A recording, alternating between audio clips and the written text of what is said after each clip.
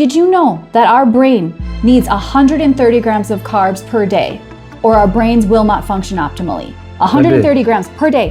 And that's not the serving size. No, that is the number for the total macronutrient of carbohydrates that you need per day. So you need carbs at every single meal. I don't care if you have diabetes. I don't care if you have PCOS. I don't care if you're trying to lose weight. I don't care if you're male. I don't care.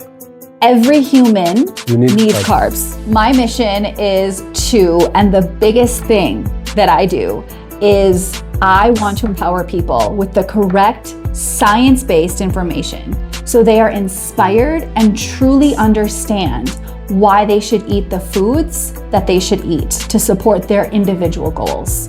There is so much misinformation out there when it comes to nutrition and diets and health and wellness. And quite frankly, it can be very dangerous. You can eat and then go right to bed. You're not gonna necessarily gain weight just because of that. Because again, it's about your activity. It's about your stress. It's about what else you ate that day or did not eat that day. You know, there's so many other factors. So just simply eating a meal before bed doesn't mean you're going to gain weight. So you can't just say, if you eat this one food or avoid this one food, you're going to lose weight. No, it is about the lifestyle. And it is about everything you consume in a day, not just one thing. So if somebody's on a weight loss plan, it's not to say you can never have chapati. You have a chapati and you're still losing the weight. Yes, but it's not every day. And it's not 5 of them.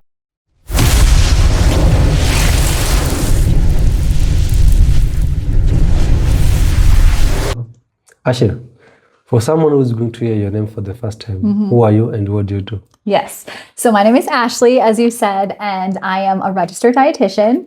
And my favorite thing to do is debunk misinformation and to really empower clients with the proper science-based information so they can enjoy their food, have a healthy and positive relationship with food, and really get the results that they're looking for. So I would like to know a little bit about your background, your childhood. As you see here, if you see this picture here, who do you see on that image? Oh, this is a big one because this is my favorite person in the world. This is my stepdad, and he recently passed, actually right before Christmas. And in this picture, this is the day that he married my mom. And I was the flower girl in their wedding, and he was so happy to officially have kids. And so this is my favorite person, my hero, showed up for everything for me. Yes, and like I told my boys, now he is even closer to us because rather than residing in the US, now he resides in our hearts. And so, yes, this is a very, very special photo to me and a very, very special man. Tell me a little bit about your childhood. How was your childhood and what are the things did you learn when you were younger? Yes. So I had a very good 90s childhood. So all these nostalgic things that you see online, you know, glow in the dark stickers in your bedroom, you know, nail polish, you know, the big crazy hair, the bell bottoms, all of that kind of stuff. Totally, I was a 90s baby, watching Rugrats, all that kind of stuff. We also did summer vacations. So we would travel across the Midwest mostly and do different campgrounds, things like that. We would definitely go to the lakes. I'm from Minnesota, so there's lots of lakes there. So we'd go fishing. Actually, there was a little bit of hunting, if I'm being honest. So I'm a very small town girl. I also did Just for Kicks dancing. So I did dancing as well. Like dance recitals, like in that photo there. Yes, so that was me. Oh my gosh, all these crazy uniforms. Yes, that was me. So dancing was a big part of my life. And then I stopped dancing once I went into middle school and I really got into volleyball. So I played volleyball all year round. So I did it with the school and then I did winter JO, so Junior Olympics volleyball. Yes. And then I also did summer camps all year long. So I did that all through high school as well.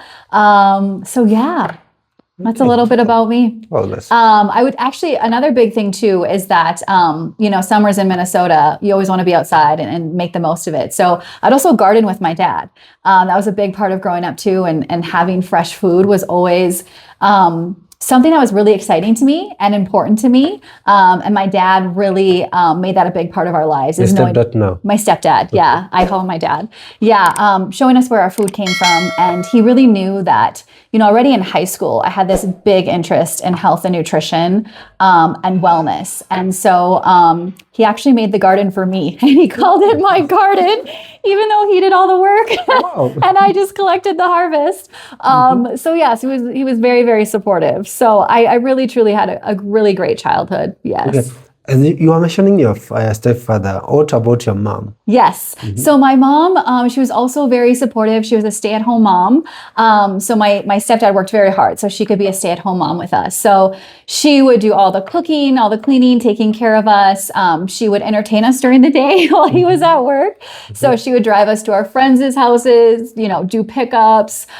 She would take us to swimming lessons. Actually, back in the day, my brothers were very into baseball. So we'd always be going to their baseball games. That's actually where we spent a lot of our time as well, outside of my sports and activities too. Yeah, we'd go on bike rides, walks, we'd have picnics. Yeah. Yeah. Also, my mom was very into flowers, actually, now that it's more of it's coming back to me. So I also helped her with her flowers. And as you can see by my garden, I have carried that on as well. You Yes. did the same like your father and you like your mama did. Yes. Oh, Yes. wow. Yes. They definitely inspired me and influenced me for sure. Okay.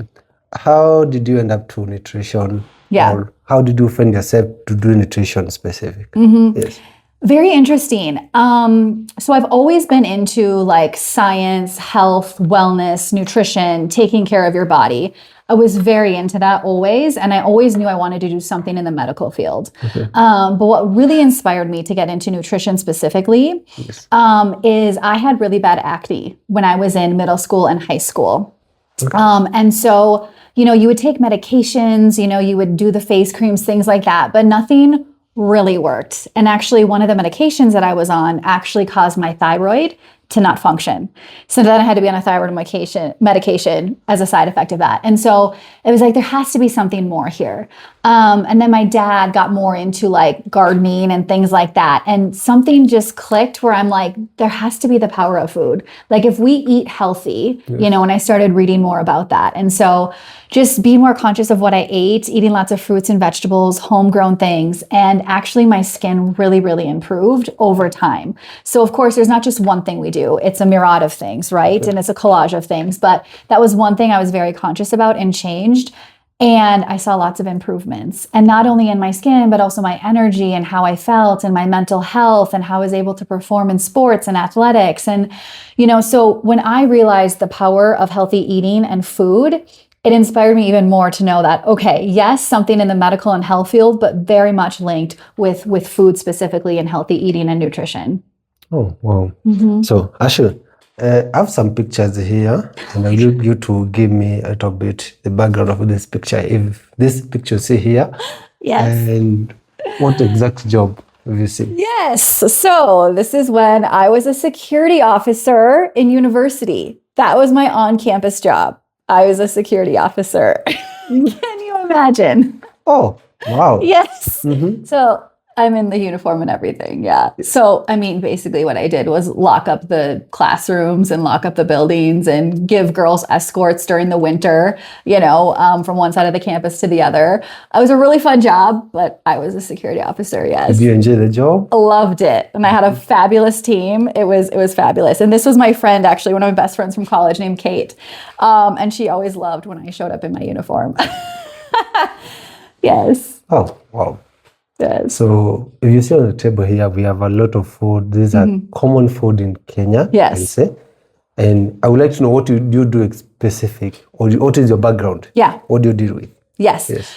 So I think it's a really important question, right? So for my background, I went to a four-year university and have my bachelor's of science degree from a liberal arts university, private university in Minnesota, where I'm from. Go Minnesota. Even my favorite coffee mug. Minnesota. Yes. And so I did 4 years there in nutrition and dietetics. So a lot of the students that I was with were pre-med, actually. So those were my classmates. So we did all the biologies, all the chemistries, all the organic chemistries, probability and statistics. I mean, really intense courses, anatomy and physiology, things like this that many people don't realize that dietitians go through, to be a proper registered dietitian. So did 4 years there, graduated, and then I went on to do a 5th year basically through the University of Iowa. And there I did my internship. So I did my clinicals basically. So, nurses will do clinical rotations, Yes. right? So we have to take so many courses. We're not able to get our clinical things in during our university experience. We have to go a 5th year. And so I did inpatient, outpatient, chronic care, acute care, all ages, food service, the school lunch program, federally funded programs in the US. So we have to be exposed to all the different areas where a registered dietitian could work and actually go into practice. Then after that, after my 4-year degree, the year-long internship, now I had all the qualifications to sit the national board exam in the United States to now be a board certified registered dietitian. Oh, wow. Whew, that was intense. I passed the first round. Thank God. And yeah, so then I officially became a registered dietitian. So you'll see when you look me up, it says Ashley Staniski, RD. Yes. So that's that credential that I got, meaning I'm board certified. But it comes with a lot of responsibility. So when you hold that title and that credential, everything I talk about has to be science-based. It's not my opinion. It's not a trend. It's not a fad diet. And you have to uphold ethics. People would want to pay you to promote their product, but you have to know only based on science, is this something that I can promote? So then, living in Kenya, I had to come to Kenya and now become board certified in Kenya. So I had to retake that exam. So now I'm board certified in Kenya and the US. And then, 15 years of professional practice. How did you end up to come to Kenya? Yes. Okay. So when I was in university, I actually studied abroad in Europe, in Greece and Italy for an entire semester. And then you get the travel bug, so to say. So then I was very inspired to travel to other parts of the world. So Kenya being one of them. So ever since 2009, I have been coming to Kenya almost every single year. And I just found this place to be home. I had started a network here as well. So in 2019, packed up my kids and we moved to Kenya. So I've been here for about 7 years now. 7 years you've been in Kenya. Yes. So normally you decide to come to live specific in Nairobi, or most people, they come to go to Diani, Malindi, Mombasa. Yes. You decide to come to specific to Nairobi. Yes, I decided to come to Nairobi for the business opportunities. So as a registered dietitian, we don't have a lot of registered dietitians in Kenya. So there is a gap in the market. And then also my children are half Kenyan. And so it was very important for them to be in a place where they can learn authentically about their culture, to learn to speak Swahili and that sort of thing. So it was kind of a combination of giving my children this life in Kenya and knowing their roots and where they come from. And then also a business opportunity for me to share my passion and to live in another country. Okay. That's the way you came to Kenya. That is 2019. 2019, yes. 2019. And that's when I started my practice. Yes. So when you come to Kenya, so you're doing specific, your career job, or did you come to do something else? I came to nothing. I literally started from the ground up. I literally quit my corporate job that I had in the US for 8 or 9 years and came here and started from scratch. Why? Because there was a great opportunity to do it. And, this is where I knew I wanted to raise my voice. There were a lot of things politically going on in the United States, and specifically with racism, to be very honest with you, and also with quality of life, right? So in the US, you're working a lot. You don't have rest. You don't have help. In Minnesota, it's very cold and long winters. And so because I was coming to Kenya so often, there was also just this sense of community. And then I had begun to enter into the wellness and kind of the medical, industry, if you will. Okay. And so then that's when I really started to see those opportunities. So for me, it was my boys being more exposed to their culture and their roots, because it's easier for me to influence them with the Western culture. And then they get the authentic Kenyan experience living in Kenya, yes, as opposed to trying to give them an authentic Kenyan experience living in the United States. Because, here in Nairobi, we're very Western, right? Yes. So I was able to kind of bridge a gap between the two. And then it's easier for them to pick up on language, the world is quite westernized. So it's easier for that. So I wanted them to really have that authentic experience in Kenya and go to Ushago, eat ugali, eat modokoi, eat githeri, all these sorts of things too, because I also want them to be well-rounded. And so I find it easier to raise global citizens and well-rounded kids here in Kenya. Okay. Ashil, what is your mission? My mission? Yes. I have a lot of missions. When it comes to a professional mission, my mission is and the biggest thing that I do is I want to empower people with the correct science-based information so they are inspired and truly understand why they should eat the foods that they should eat to support their individual goals. There is so much misinformation out there when it comes to nutrition and diets and health and wellness. And quite frankly, it can be very dangerous. Yeah. And so that is my goal. And I want people to also realize that you can enjoy your food and still meet your goals. You can have a healthy and positive relationship with all foods and still meet your goals. And it's not just about weight. It's about how do you feel? How do you show up? How is your energy? How are your bowel movements? Are you able to work out in the gym as hard as you want? Are you building strength in the gym, right? It's about not being handcuffed to the number on the scale. So I'm very much about people understanding food, the power of food, and how to work with their body, not against their body. Yes. So Ashil, what is the importance of carbs? Yes. What is the importance of carbs? And why do I need carbs? Okay, thank you so much for this, because carbs are one of the most demonized foods, and I'm very tired of it, okay? Carbs are not bad. Carbs do not make you fat, okay? So carbs are our body's number one source of fuel for energy. Our bodies are meant to derive energy from carbs. Can we get energy from protein and fat? We can, but it's harder on the body and less efficient. Okay. So did you know that our brain needs 130 grams of carbs per day, or our brains will not function optimally? 130 grams per day. And that's not the serving size. No, that is the number for the total macronutrient of carbohydrates that you need per day. So you need carbs at every single meal. I don't care if you have diabetes. I don't care if you have PCOS. I don't care if you're trying to lose weight. I don't care if you're male. I don't care. Every human needs carbs. That is the takeaway message. And do not fear them. Oh, yes. Okay. Yes. So many people come to me, I don't have energy, I'm tired, I'm lethargic, and I find they're not eating carbs.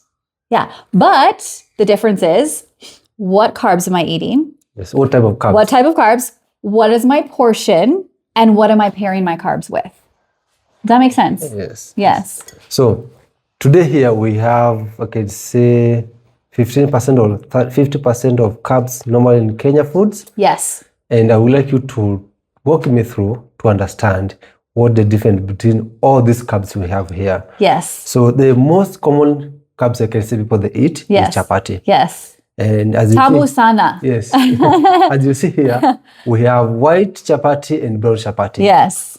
Make me understand what is the difference between these two here. Yes. Yes. So simple carbs just give us calories and energy. And they spike our blood sugar, and then our blood sugar dips. Yes. Okay. So unstable energy levels, we don't feel as well, and we're not going to feel full. Okay. Because it's literally just pure carbs, basically pure sugar, to be honest with you. Yes. Not in the sense of like added sugar, but it's just glucose. Yeah. And that's what our body does need. But we're not getting anything else besides that, right? Now, when we go to the brown chapati that's made with whole wheat, okay, that is now a complex carb, meaning, yes, we are getting the energy, okay, yes, but not just the energy, not just the glucose. We're also getting vitamins, minerals, fiber, and a little bit of protein. From that chapati, brown chapati. From that chapati, yes. So the difference is I always say as a dietitian, when you're consuming something, when you're consuming calories, I want you to get the most nutrition per the amount of calories you're consuming. Okay. So, of course, then I want the brown chapati because I'm getting vitamins like B vitamins for our metabolism. We're actually getting antioxidants, which reverse cell damage. Okay. From that chapati. Yes, because the nutrient is whole wheat, right? Yes. And wheat is a plant. And antioxidants are basically plant nutrients. Okay. And then we're getting fiber. Okay. Because when we take white flour, like let's say the whole wheat. Yeah. Yes. So you have the bran, the germ, and the endosperm.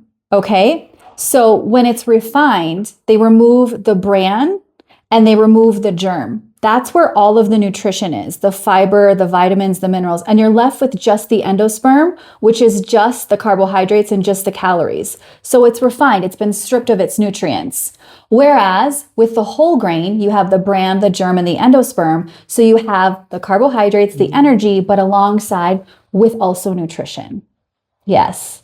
So, but again, chapati, we know that it does have a lot of mafuta. Yes. It's also the way we're cooking it. It's also the portion. And it's also what are we pairing that carbohydrate with? So I think at the end of this, what we'll do is we'll go through the different food groups and then we'll put it all on a plate. So you see proper portion, proper balance, and how it should all go together for optimal nutrition intake and for you to feel your best and then, meet your goals of reducing chronic disease, being a healthy weight, all those sorts of things. So if someone wants to lose weight, they can eat chapati. Yes, but you don't eat chapati every day for all meals. And then you be mindful of what mafuta am I using in that and how much mafuta. And then it also matters, what else are you eating in your day? Are you being active? Are you sleeping well? What are you consuming? Are you drinking lots of alcohol and soda? So you can't just say, if you eat this one food or avoid this one food, you're going to lose weight. No, it is about the lifestyle and it is about everything you consume in a day, not just one thing. So if somebody's on a weight loss plan, it's not to say you can never have chapati. You can have a chapati and you're still losing the weight. Yes, but it's not every day. And it's not 5 of them. And you're pairing it with lean protein and vegetables and you're being active. So the problem is not the food. The problem is how you eat or how the quality of the food you eat. The difference is the type of ingredients that make that product. So are you going to use white unga and lots of mafuta and not a good mafuta, and then you're just having that on its own without lean protein and vegetable, right? Or are you going to have the brown unga that then has all the nutrients in it, fiber to help your gut health, to help you feel fuller for longer, to balance your blood sugar levels, right? So I would never say you can eat chapati, we oversimplify nutrition. Like we try to oversimplify diets. We try to just say, avoid this, have this, and make it simple like that. Yes. It's not that simple. Okay. It's about the lifestyle. So can you have chapati and lose weight? Yes. Okay. What is the better option? It's not about being perfect. It's not about being the best, but it's about small changes that are better for you, that help you achieve your overall goal. So yes, you can have chapati. I eat chapati once a week. Absolutely. But it's brown chapati and I have it with lean protein and I have it with a lot of vegetables and I don't douse it in mafuta and I use proper heart healthy mafuta. So when you talk about mafuta, what is the good mafuta or cooking oil? Which one is good? Are you ready to be shocked? Yes. Okay. Sawa. So, again, lots of misinformation. We have some mafuta here actually. Yes. So this one. No. Yeah, and okay, yeah. And then can you give me the avocado? Avocado. And then coconut oil. And then you can give me the avocado. Okay. So when we talk about fats and we talk about mafuta that we use, this is canola oil. Yes, this is a seed oil. Okay. You've heard seed oils are bad for you. Yes. Yes. So when somebody says something, ask them why, how, show me the evidence, show me the research, because according to evidence-based science, can we agree Mayo Clinic, Harvard School of Public Health, NIH, can we agree those are legit medical-based sources? Yeah, yes. They say canola oil is great. You hear people say, eat nuts and seeds, right? Yes. Because of healthy fats, right? Yes. So that means the fat inside that seed is healthy. So if we take that fat out of that seed and now we're cooking with it, how come it now becomes unhealthy? You see, we're so complacent. We're so hard up for just a quick fix. And we're so vulnerable to scare tactics. Somebody promoting this and scaring you not to eat a certain food. We have to ask why. Show me the evidence. Like I would be so happy to show evidence, like mounds of evidence of why canola oil is a heart healthy choice. By the way, did you know canola oil is locally grown in this country? It comes from a yellow flower. Yes. And did you know omega-3s? We hear about omega-3s, anti-inflammatory, Yes. good for our heart, can help lower triglycerides. Do you know canola oil is one of the richest sources of omega-3s and the most affordable way to get omega-3s in the country of Kenya? Canola oil. Canola oil. Yes. So all these people telling me why keto is bad, I don't know why. Make it make sense. Where's the evidence? So anything I talk about today is very much backed by science and legit sources. And when you look at research, you don't just look at a group of 5 people, okay? Yes, yes. And you don't just look at it for 1 month or 1 week. And they have to be large studies, large populations. The results have to be repeated. Okay? Canola oil is great. Okay. Sawa.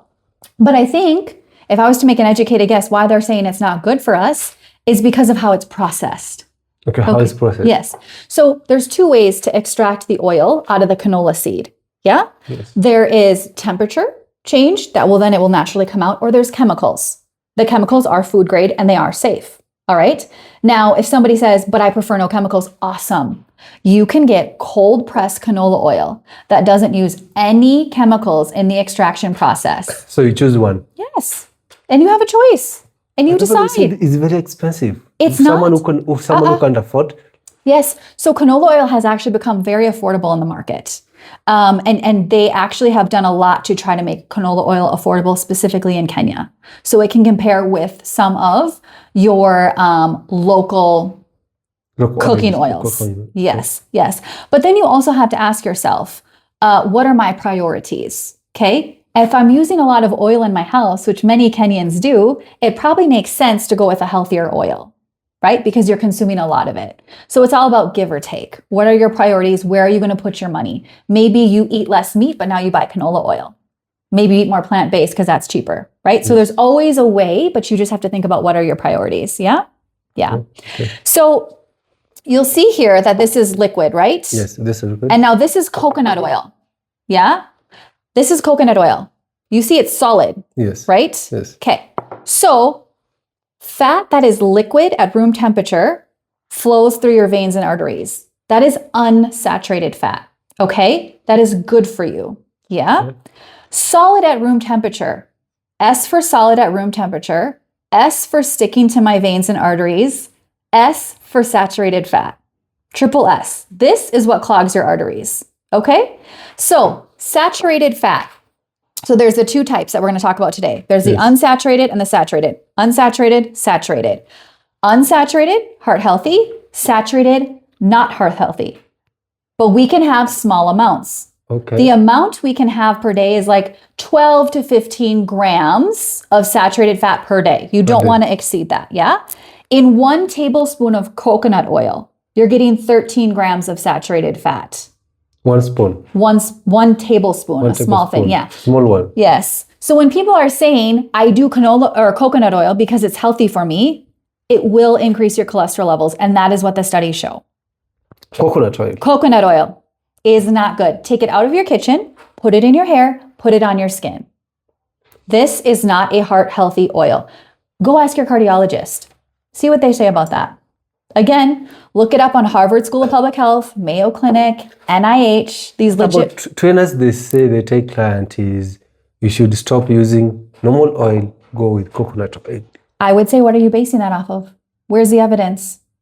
Sorry, we can't just make statements and not have the science and facts to back it up. What? Yes, we can't. To me, that's reckless statements, to be quite honest.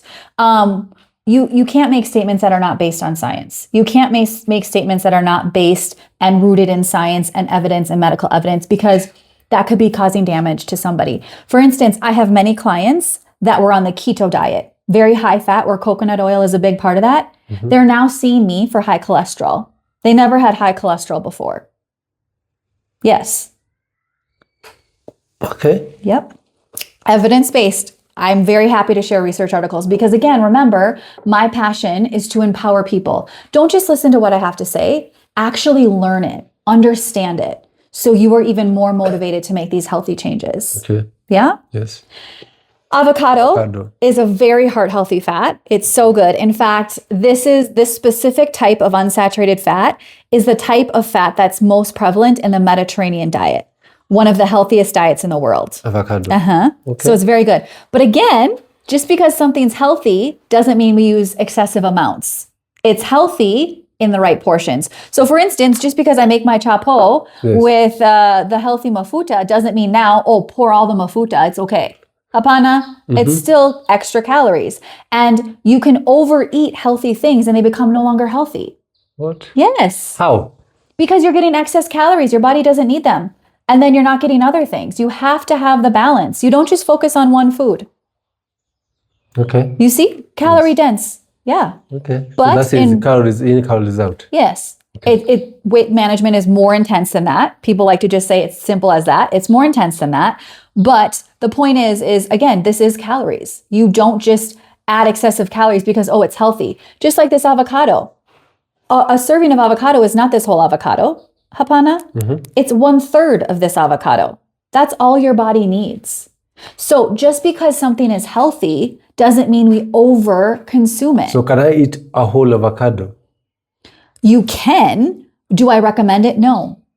Why don't you recommend it? Because the serving size is 1/3, and that's giving you your necessary fat amount that you need. And then if you eat this whole avocado, now you're going to be too full to eat good protein, to eat a good starch, to eat more fruits. We have to have balance. So actually, let me ask you, this diet is going to be for someone who wants to lose weight or for someone who wants to build muscle? So they're a bit more specific. So when we're looking, it's also very individual, right?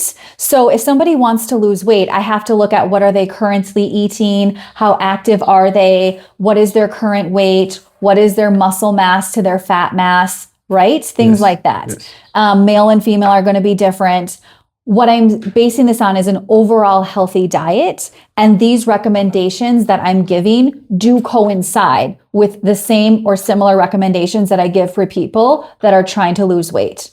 But when we build muscle, now we have to look a little bit more at the protein intake, right? Okay. And yeah, so it's hard to say it's for everybody. There's no such thing as this is for everybody, but for the general recommendation of this is a healthy overall meal plan where you're getting high quality nutrient dense foods in proper balance and proper portion to support weight loss and to support muscle or body recomposition. Yes, these same things apply, but they're going to be more individualized in terms of portions, meal times, etc. for the individual person. So when we just give a cookie cutter meal plan and we say, you do this is my weight loss meal plan, this is my fat loss meal plan, this is my muscle gain, no. Everybody is individual.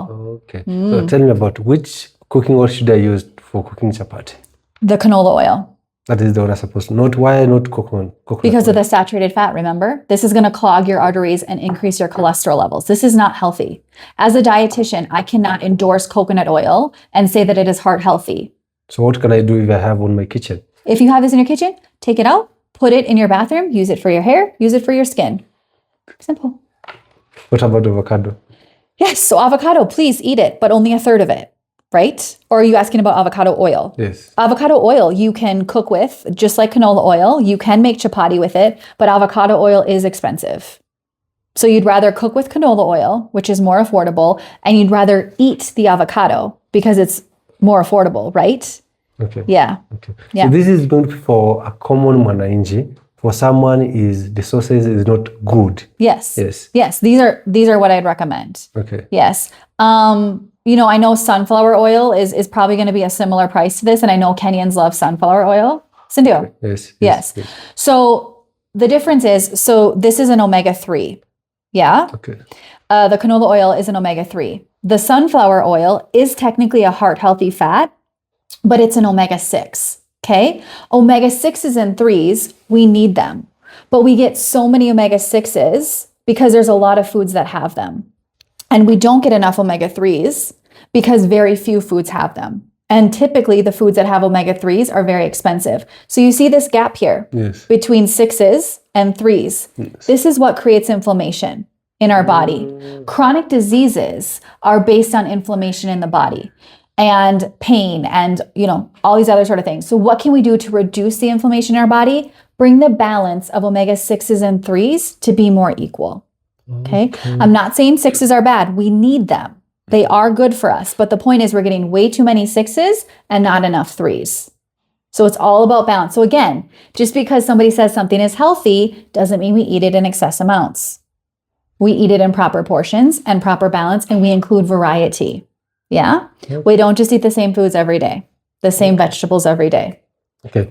On that on carbs, here also we have this common, I can say, food. Also in Nduma. Kenya, nduma. And also we have sweet potato, and white potato. Sweet potato. Awesome. Those are all great complex carbs Okay. because with the carbohydrate, with the sugar, you are also getting fiber, lots of vitamins, minerals, electrolytes.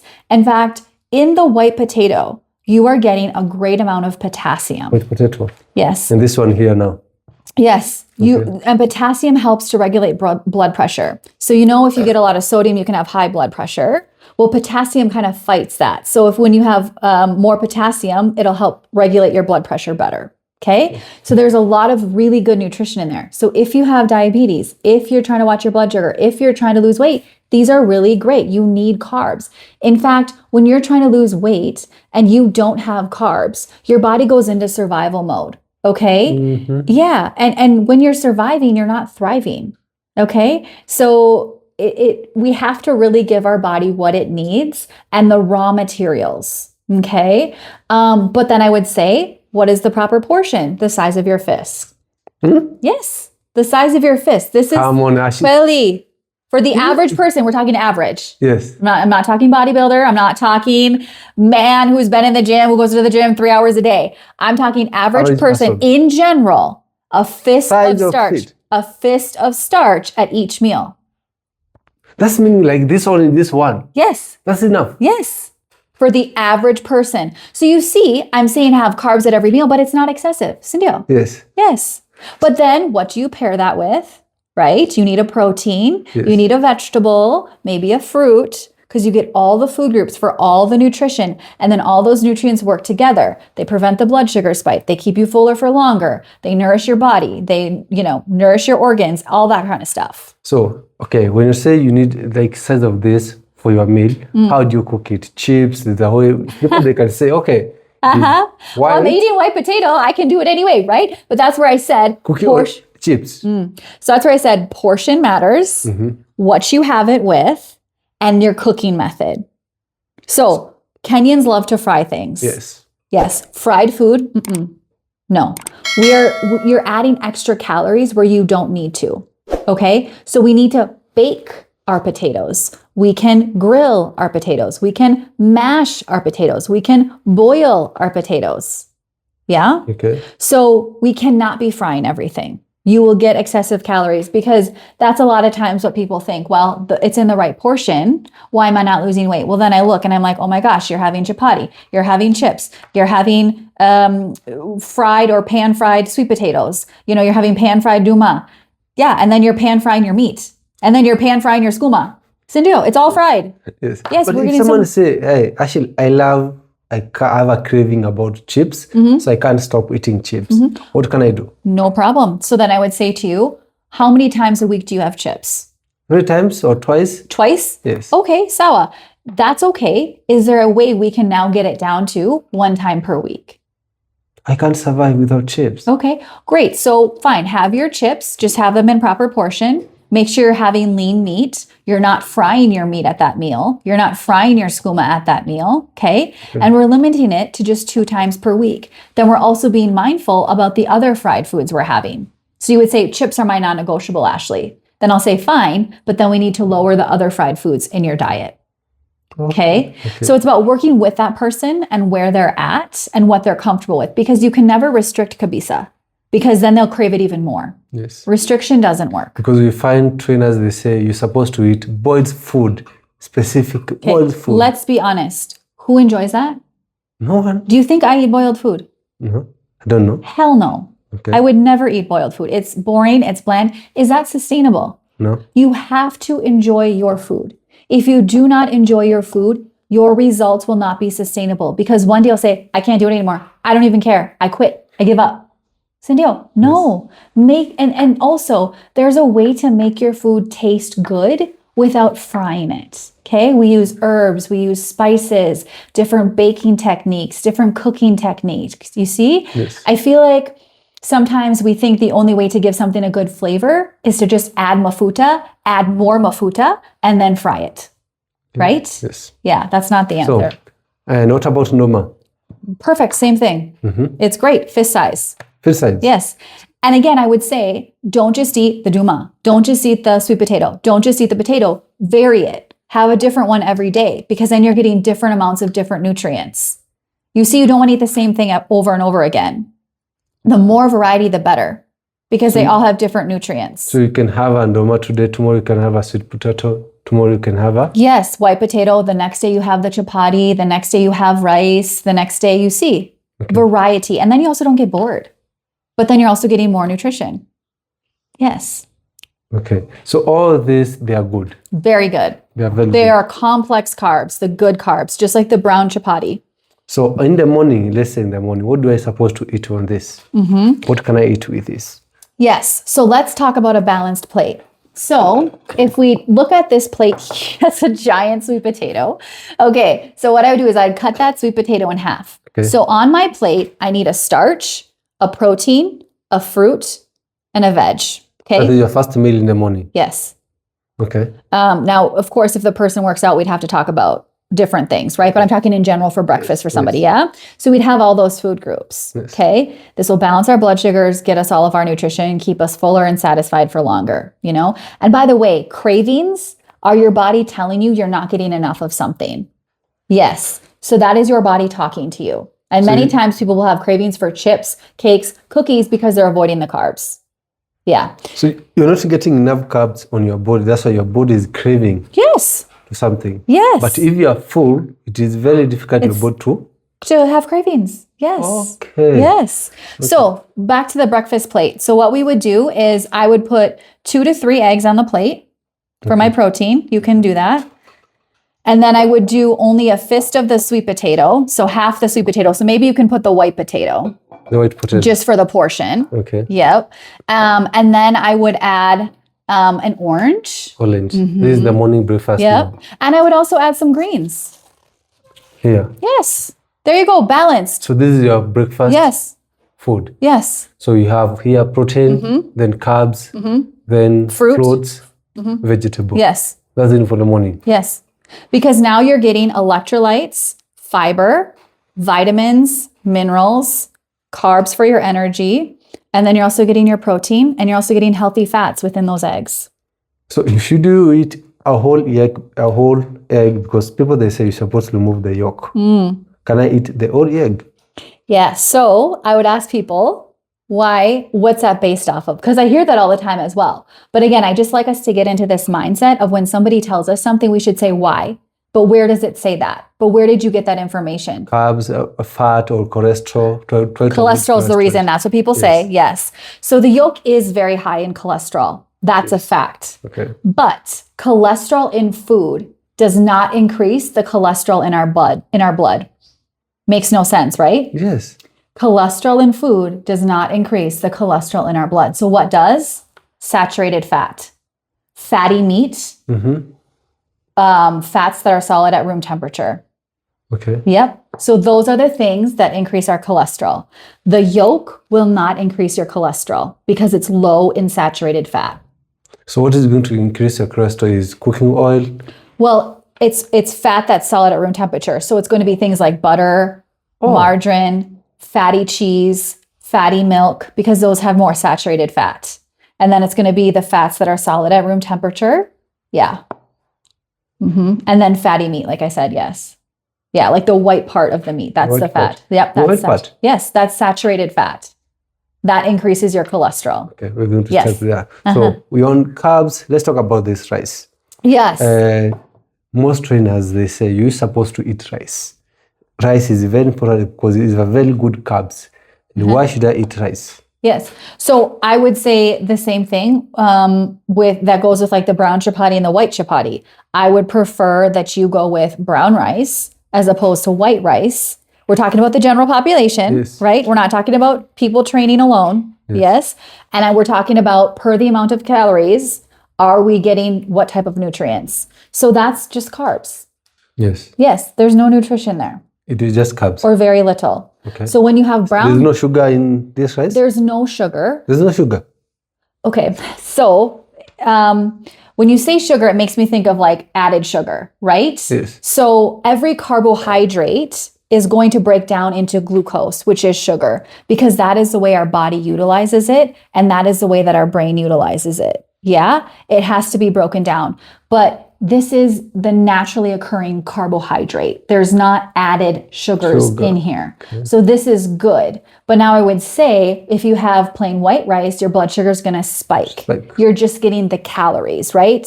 So when you have brown rice, you're getting the calories, but you're also getting fiber. You're also getting iron. You're also getting B vitamins. You see? So as a dietitian, I want you to eat the brown rice. So you recommend someone to eat brown rice? Yes. What about people, they say, I don't like brown rice tasting Yes. because it takes long to cook. Yep. So you're going to have that. People are always going to have their own personal preferences. So that's where you work with somebody on the individual level and you say, okay, you don't like brown rice? No problem. I'm not going to force you to eat something you don't like. Now, when you have the white rice, make sure it's a fist size in general, right? Fist size. I'm not talking about trainers. I'm not talking about people that train. I'm talking in general. Let me Yes. ask you actually, for how many meals per day? For how many meals per day? Yes. So you would have a fist of starch at every single meal, 3 meals a day, a fist. For the average person, general recommendation. Yes. For someone who works from 9 to 5. Who goes to the office from 9 to the 5? office, yes. Yes. And then it will be good. Yes. That is enough. Yes. Because remember, so many times when I look at the typical Kenyan plate, it's overloaded with carbs and it's very low on vegetables and it's very low on protein. Okay. You see? So that's why we overcompensate by eating more carbs to fill us up, right? Yes. It tends to also be cheaper if we fill up on carbs. But in an ideal world, you would have the balance there. So you'd have a fist of rice. You'd also have your 100 grams of protein, like meat, for example. For every meal, 100 grams of protein. For every meal you're eating. So meaning you're having 3 meals per day, that's 300 grams of protein.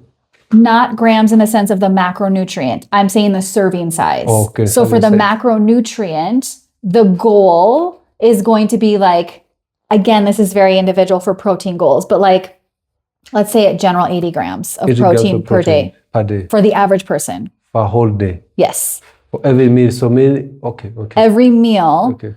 you would consume 100 grams serving, which will give you about 30 grams of protein of the macronutrient. Yeah, I want 30 grams of protein at breakfast, lunch, and supper. That is 90. Like 90, yeah. 90. Yeah. If you can do that, right? That would be the goal. Because the reason we tend to overeat rice, and maybe why you're having the reaction you're having, like, oh my God, that's so little, is because we aren't eating enough protein. We aren't eating enough vegetable. That also fills us up because of the fiber. You see, we're just going really carb heavy. Yeah, maybe there's some cultural piece there. Maybe it's the affordability, things like that. But if you're talking to me about how to be healthy, how to balance your blood sugar, get all your nutrients, that's the recommendation. Okay, on that carbs, let's talking about this. Yeah, so pasta. Pasta. So it'd be the same thing. I'd recommend brown pasta over white pasta. The serving size would be the same, a fist. And then always paired with a protein, vegetable. Why? Because most people, they say the brown one is not tasty. It's not tasty. It's not tasty. Yeah, they're going to have issues with it as well, Yes. just like the brown rice.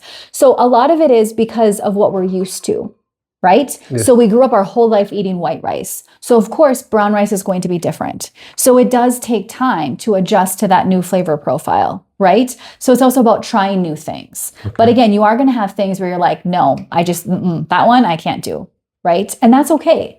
But then we just, again, it's not about being perfect. It's about doing better than we were doing. And again, being honest with ourselves, because whatever you do to lose weight or to bulk up in the gym or to do whatever you're doing, you have to be able to continue or you will lose those results. So whatever you do must be sustainable. So by saying I'm never going to eat carbs again, or I'm never going to eat chips again, or I'm only doing brown rice because it's better for me, and you really hate it, Is that sustainable? It's not, because you also have to have that enjoyment factor. Food is there for nutrition, but also enjoyment, also pleasure.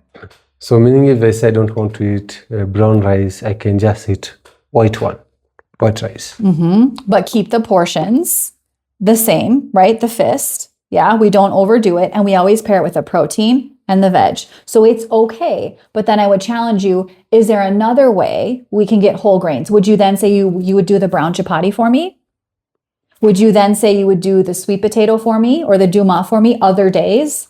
Because now those are complex carbs. So you're getting more nutrition, Okay. right? Does that make sense? Yes. So if you do that once a week, no problem.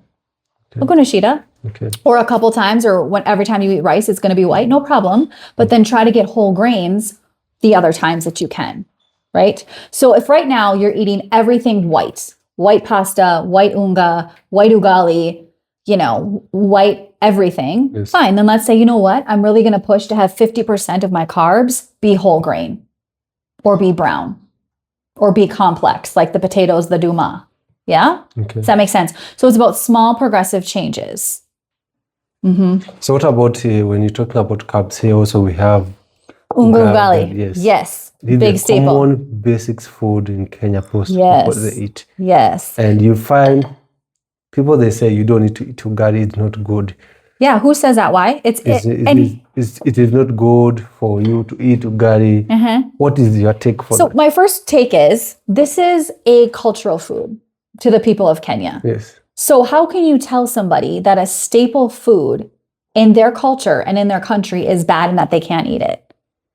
We have to remember that food also carries a lot of comfort and it also carries a pleasurable experience. So to just say that a food is bad, we have to look at it from multiple perspectives. Yes, it's about nutrition, but we can't just also demonize a whole food. Does that make sense? So what I'm trying to say is ugali is okay. At the end of the day, it's just corn and water. Literally, it's corn and water. So it's going to be the same as if you were to eat white pasta and white rice. So tell me, So all these carbs are the same? They're the same. Yes. White pasta, white chapati unga, white ugali, and white rice, they're the same. They're all refined, simple carbs. Okay? Yes. So again, people say these things and it's just, it's out of ignorance. I would like them to say, why is ugali bad? Please tell me. I would say, like I said, with all these other options, I prefer ushago ugali. This is what I call it. I know it's not the proper term. Ugali. So ugali, the one from the village. So the one where you take the whole maize and you go to the posh mill and you grind it there, because now it has the whole corn. So now you're getting the fiber. Okay? So you're getting more nutrition by having the fresh ugali ground from the whole corn. You understand? Yes, yes. This is refined. So they don't use the whole piece of corn. Yes. Yes? They just remove the skin. Yes. So that's the bran and the germ I'm talking about. That's being removed. The nutrition is being removed. So here there's no nutrition. No, just like with the white pasta, with the white rice, it's just the carb, it's just the calories, it's just the energy. And remember I said, I want you to get the carbs, the energy, and nutrition. So I would say ugali, choosing the better option would be the ushago ugali, as I call it. Or you can get the brown ugali that's made out of sorghum and millet and things like that, because those are whole grain, right? Okay. But to say never eat ugali when you're speaking to a Kenyan, kweli. It's about the portion. It's about what you're serving it with, right? Yes. Do you have a protein? Do you have a vegetable? And what is that portion? So all these carbs, the one point is the portion you eat. The portion you eat, The portion and correct. how you cook it, the food. How you cook it, what you serve it with. And then, is there a better option? So, brown chapati versus white, brown rice versus white, brown pasta versus white, ushago ugali versus white. You see? Yes. Yes. Okay. Also, Does that make sense? Yeah, that makes sense. Also, we have oats. Yes. So I like to say, so oats or even traditional uji. Yes? Yes. Very nutritious. That is a good complex carb because you're getting fiber, vitamins, minerals. You're getting all this other nutrition with the carbohydrates. So you're talking about oats, this specific. Oats, those specific oats, and also the traditional uji. Okay. Yes. I'm not talking about what you add to your uji. I'm talking about uji on its own. Right? Uji in zone. Yes. The white one.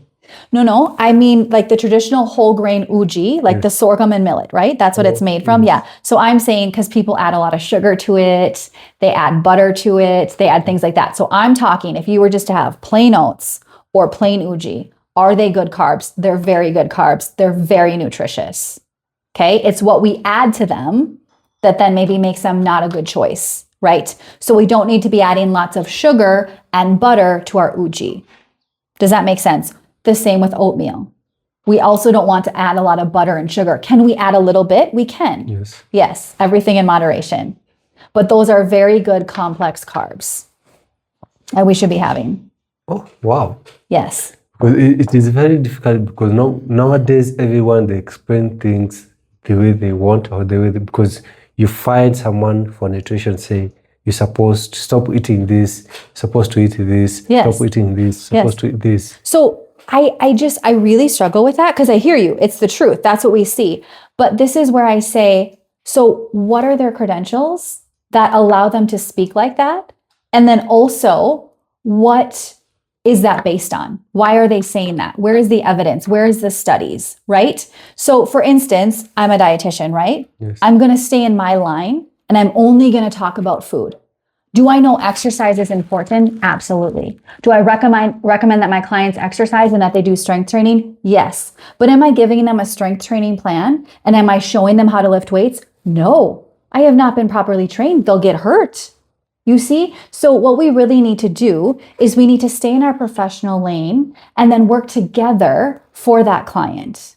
You see, as a team. Yes. Does that make sense? Yes. Because that's how we confuse our clients. If you are good about training, stick to your line. That is what you're good at. If you are good about nutrition, Yes. stick to your line. Yes. So if you want a client to transfer about nutrition, I'm going to look Ashil and Ashil, the client he want about nutrition. Yes. And then we work together. You tell me what exercises they're doing, what trainings they're doing. I'm making sure their calories and their protein and everything's aligned and that they have energy and they're feeling good and it's working for them. Yes.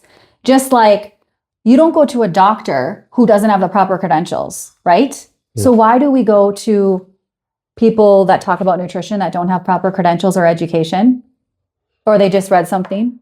And I'm not trying to be rude, but this is what's really happening and why we are confusing people and why people are so confused. And I really feel for them. I really feel for them because turn on Instagram right now, everybody's a nutrition expert. Yeah. So we need to do our homework and make sure that we're working with proper qualified professionals in all fields, right? You want a proper trainer, you want a proper doctor, you want a proper physiotherapist, a proper psychologist, right? Yes. Yeah. So it's all the same. Okay. Also, actually tell me about the bread.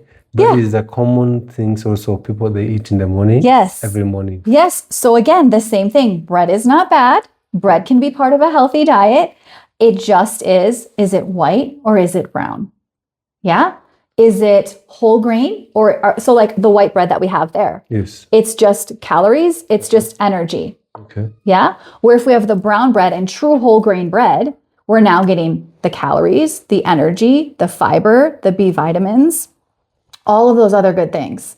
And then what do we pair it with, right? We're not just going to have white bread and tea. We're just eating carbs. There's no protein. There's no nutrition. Tea is a milk. Like if here we have a milk, this is a protein. Yes, but how much milk do they put in a cup of tea? Let's say 1 liter. No, you're going to drink a whole liter of milk in your tea. No. Yeah. So what is your actual serving? It's going to be in something like this, right? 1 cup. So you're going to get, but that's with the tea. So it's half water and half milk, right? Yes, okay. So I'm probably going to get 120 ml of milk, correct? Yes. Okay. In 120 ml of milk, I'm getting 4 grams of protein. 4 grams of protein. Yes. And how many did I say we need for each meal? 30. Yes. Yes. Okay.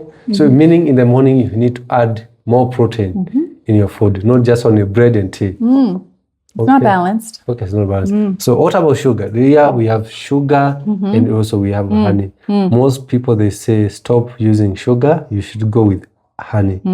And why? You ready to be shocked? It's all the same.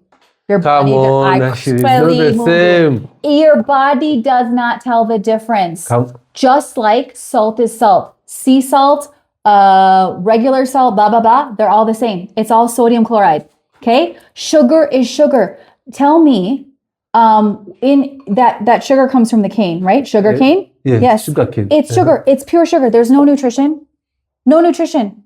It's added sugar. That on itself is not healthy food, right? Yes. Okay, we can agree. Honey, what nutrients are there? I think there's nutrition from honey. Yeah. So see, people assume there's nutrition, right? Yes. So if you look at it, you will see, oh, there's some of this antioxidant, this nutrient. True, but very, very small amounts. So in order for you to get enough of that nutrient from honey that it makes a positive impact on your body, you have to consume a lot of honey, which then gives you a lot of sugar. So you won't tell me this one and this one, they're the same. Yep.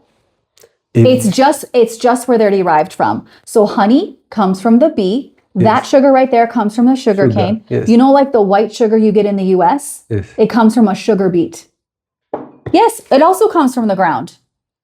Even when people say, it's made with cane juice, that's added sugar. It comes from the sugar cane that grows. Yes, it's natural, but just because something is natural doesn't mean it's nutritious and healthy.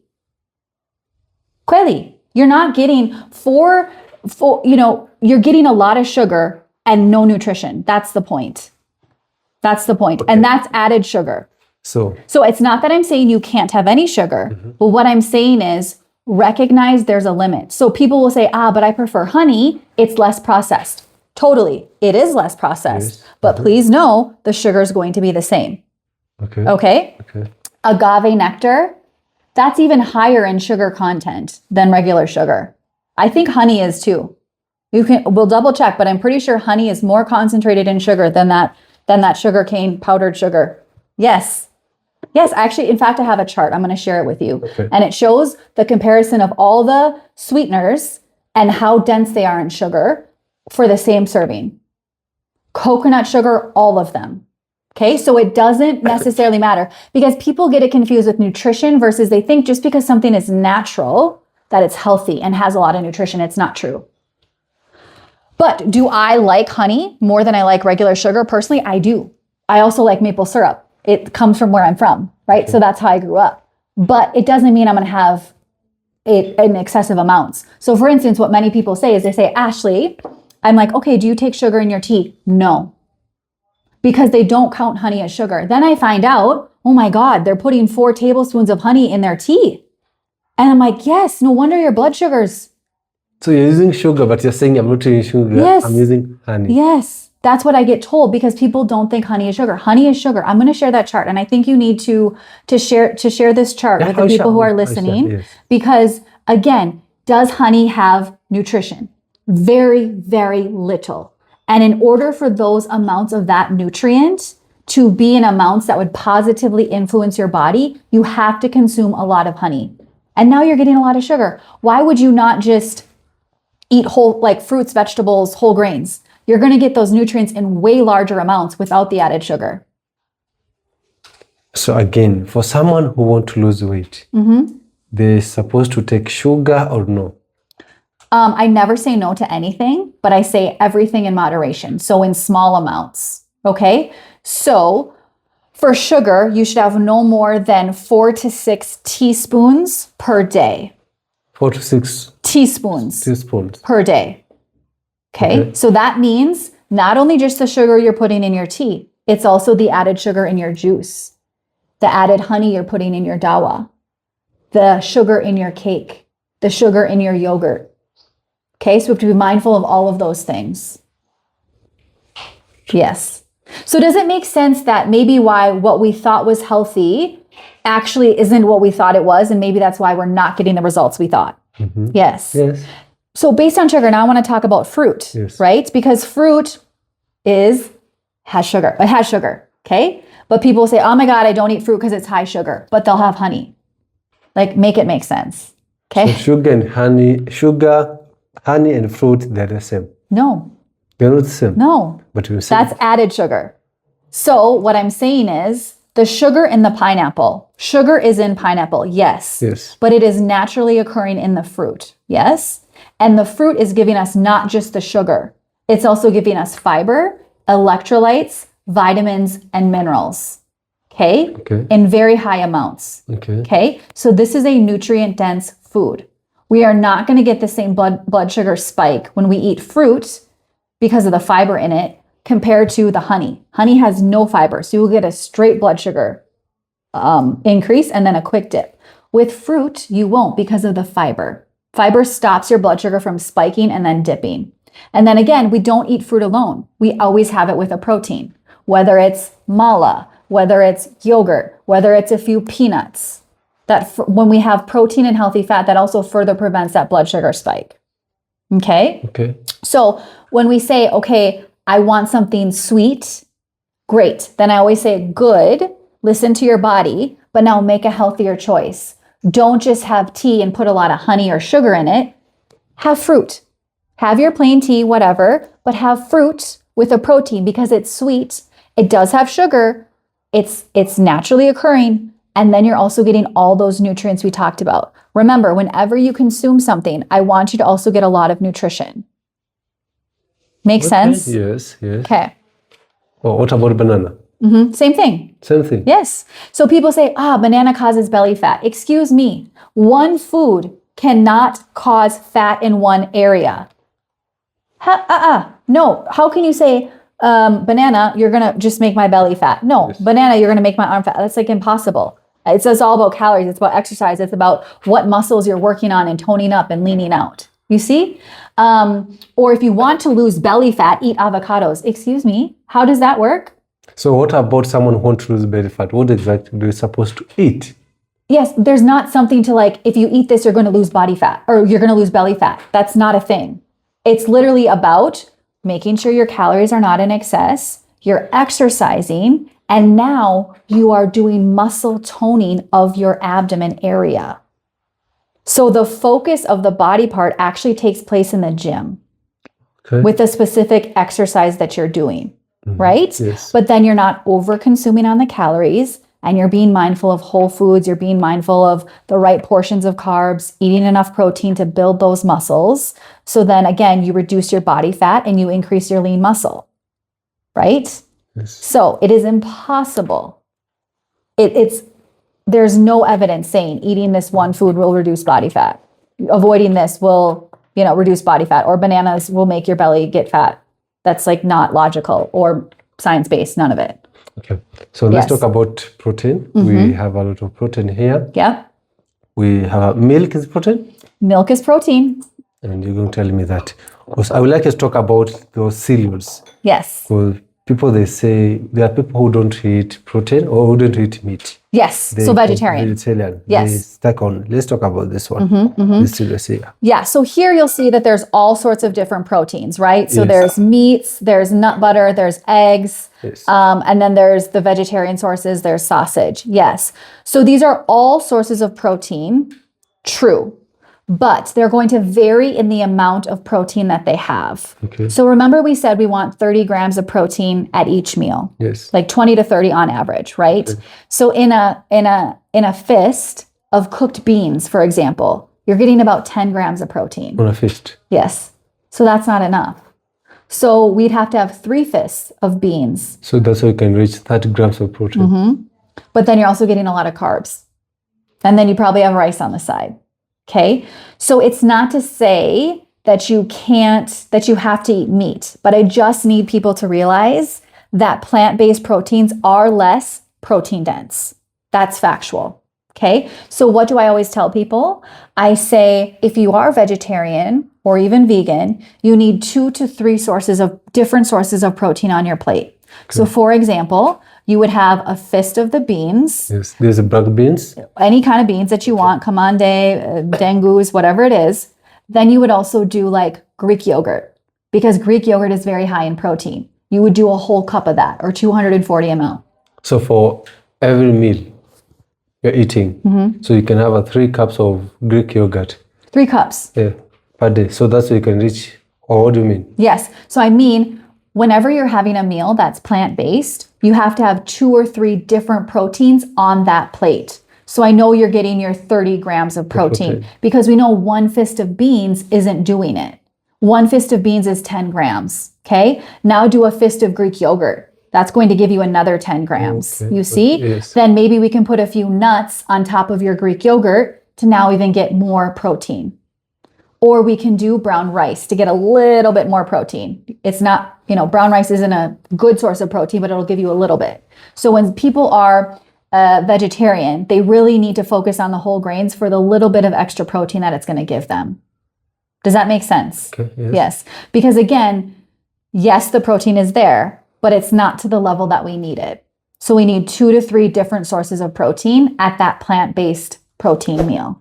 So you can't just start eating black beans only with rice and you'll be good. Unless you're having 3 fists of the black beans. And that's why you're adding a lot of carbs But then you're also adding a lot of carbs. Yes. on your meals. Yes. So now your carbs are way high.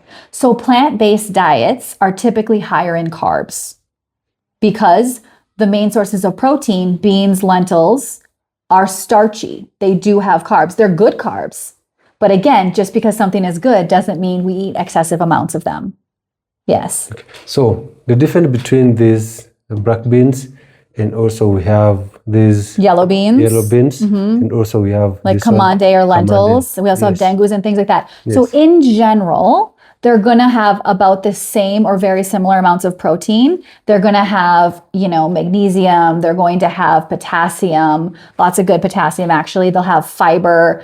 So that's something that plant-based proteins have over meat, is that meat doesn't have fiber, but the plant-based proteins do have fiber. And they do have other nutrients where the meats don't have, right? So again, what we would say is, if you're not vegetarian or you're not just a meat eater, having all the varieties is going to help you meet those goals easier. But can you meet your goals by being just a meat eater? Can you meet your goals by being just a plant-based eater? Yes. But then again, you have the balanced plate.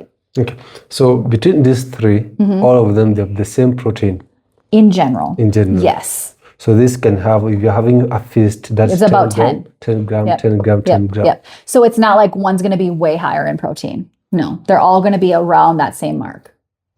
Oh, Correct. So there's not like a bean or a lentil that far exceeds in protein than any other bean or lentil. They're generally going to be the same. what about this one? Haha. Yes. Peas are not a source of protein. Come on. This is one of the biggest misconceptions that I see in the Kenyan diet. Minji. They are a starch. They go in the category with chapo and potato. Most people they say, you can have this one, this For protein. with this It's one nice. and white. It goes potato well. And chapati. That's all starch. That's what You you had at haven't- them. Have any protein on those meals? Very kidogo.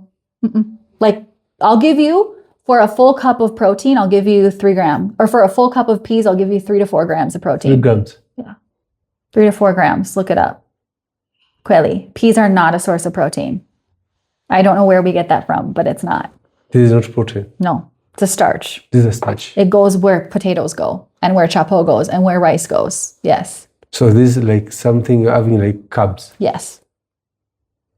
Oh, okay. They're good for you, but yes, please recognize that they are a carb, right? Because it's about balance. Yes. Yes. So meaning if you're having this, you can have something with meat Yes.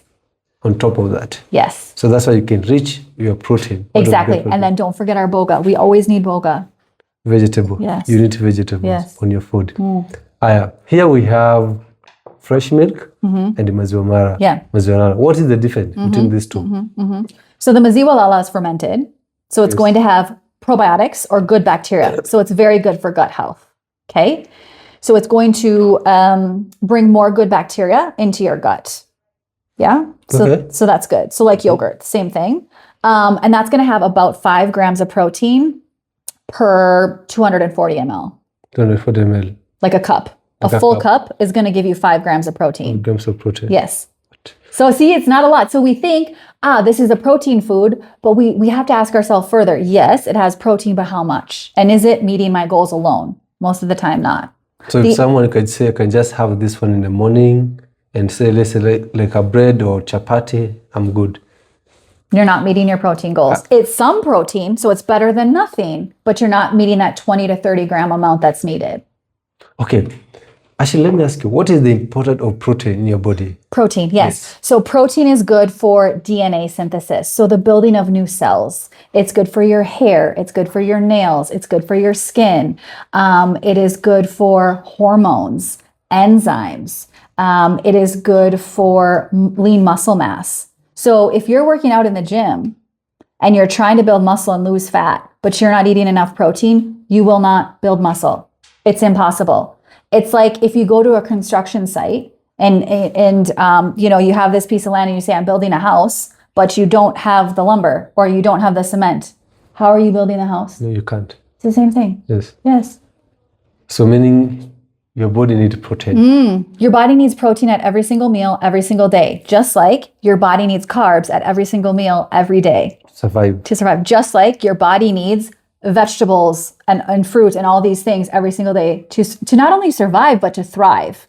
Could you survive on other things? You could, but what's your quality of life? What's your energy like? What's your longevity? You know, are you able to do the things you want to do and work out in the gym? You're going to have more injuries. You're going to get sick more often. Yeah. So can I survive without eating fruits, vegetables, only meat and carbs? Nope. In fact, there is a disease that sailors used to get called scurvy because they didn't have fruit or on their ship, and they would be on the ocean for many months, and so they became so deficient in specifically vitamin C because they did not have enough fruits or any fruits for that point. So you will suffer side effects if you do not eat fruits and vegetables. You won't get vitamins, minerals, and fiber. What type of fruits do I need to eat? So people always ask me, Ashley, what's the one fruit I should include? What is the one vegetable? What is this superfood? All these sorts of things. Yes. No, it's variety. You don't just eat one thing and focus on it, because if you have pineapple every single day at every single meal for your fruit, you're only getting the nutrients in here. I want you to have a variety. Also, the different colors of fruits and vegetables give you different nutrients, different antioxidants, different vitamins and minerals. So you need variety, different amounts of electrolytes. So by eating the same foods over and over again is not ideal. You're getting the same fibers. Yes, and our body thrives on variety, but also for enjoyment and for pleasure, right? It's boring eating the same thing. Okay, what about the fresh milk? Yes, so that's about 2 cups. I would say that's about 500 ml. Do you agree with me? This one? Yeah. 100 ml? What do you think? Yeah. About that? Yeah. This So a 100 serving is half of that. 250. Yes, that's a serving of fresh milk. Okay. Now that is 2 servings. So for 1 cup or half of that, you're getting 8 grams of protein. 8 grams. In half that. So in the whole thing, you're getting 16 grams of 16 protein. grams. So meaning this one is higher than this one. Slightly, because remember, if we do 1 full cup of maziwa lala, Yes. we're getting about 5 grams. Yes. 1 full cup of milk, we're getting about 8 grams. So almost 3 grams high. 3 grams higher, yeah. So someone shall say, should I choose maziwa lala or fresh milk? Which one can I go with, Asher? What is your goal? Is your goal protein? Is your goal gut health? Is it for a meal? Is it for a snack? What else are you serving it with? You mentioned you need protein. So for Okay, me, so then for protein, it's going to be milk. You're going You to want get 3 more protein. grams, yeah. Or you could increase your serving of the maziwa lala, but the milk is more dense in protein. The milk will be more dense in protein. Okay. Yes. So what about, like we mentioned earlier, I say in the morning, normal Kenyan people, they do tea in the morning. Half milk, half water. So you're only getting a half a cup, which is 120 ml of the milk, which then is 4 grams of protein. 4 grams. That's all you're getting in your tea, max. And that's if you have half your tea be milk. Okay. Yes. See? Yes. Knowledge is power. See? Now people know.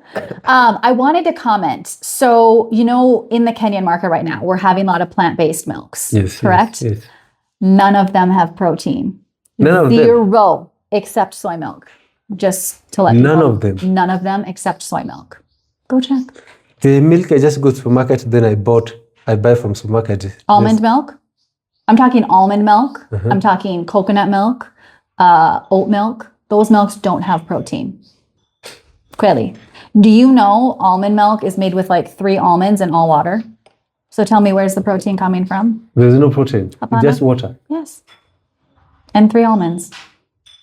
What? So also the protein, the milk also has a fat. On the protein. Very good question. Yes. Yes, our comment. Yes. So in animal-based products, anything that comes from an animal, there is saturated fat. Remember, solid at room temperature, sticking to my veins and arteries, saturated fat, the 3 S's, right? So when you buy whole fat milk, right? Yes. That's a lot of saturated fat. So that's not good for your cholesterol and it's not good for weight management. So I would highly advise to do reduced fat milk.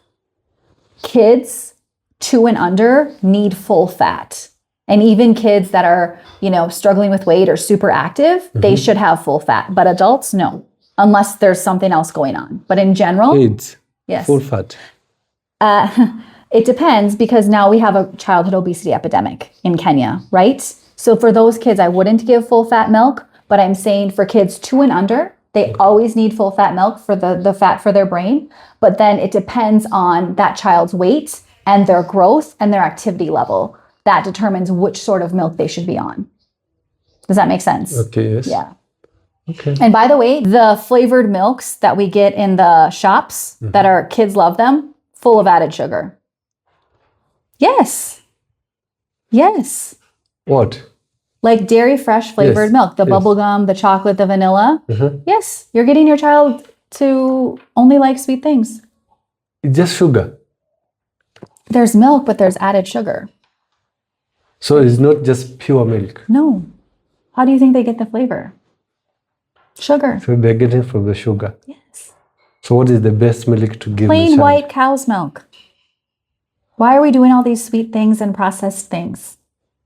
So the best way to raise your kid is to give them the fresh milk, And whole foods, okay? whole foods. Yes, because when you have a child, you are training that child's palate on what to like. So if you're always giving them pizza, chips, mandazi, chapati, flavored milk, that's all they're used to. That's all they want.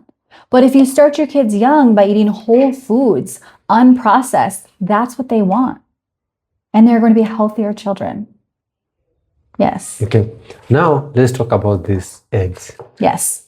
Eggs, people they say you can eat 15, you can eat 20 eggs per day, you can eat 10 eggs. How many eggs do we supposed to eat per day? 2 to 3. Again, just because something's healthy, why are we overdoing it? Because then when you're eating so many eggs, you're displacing you don't have room for all the other foods to get your other nutrients. So how many grams of protein can I get for 1 egg? 5 5 grams. 5 grams. So for me to reach 30 grams of protein, meaning I'm supposed to eat how many grams? Eggs? Yeah, like 6. 6. But I wouldn't advise that.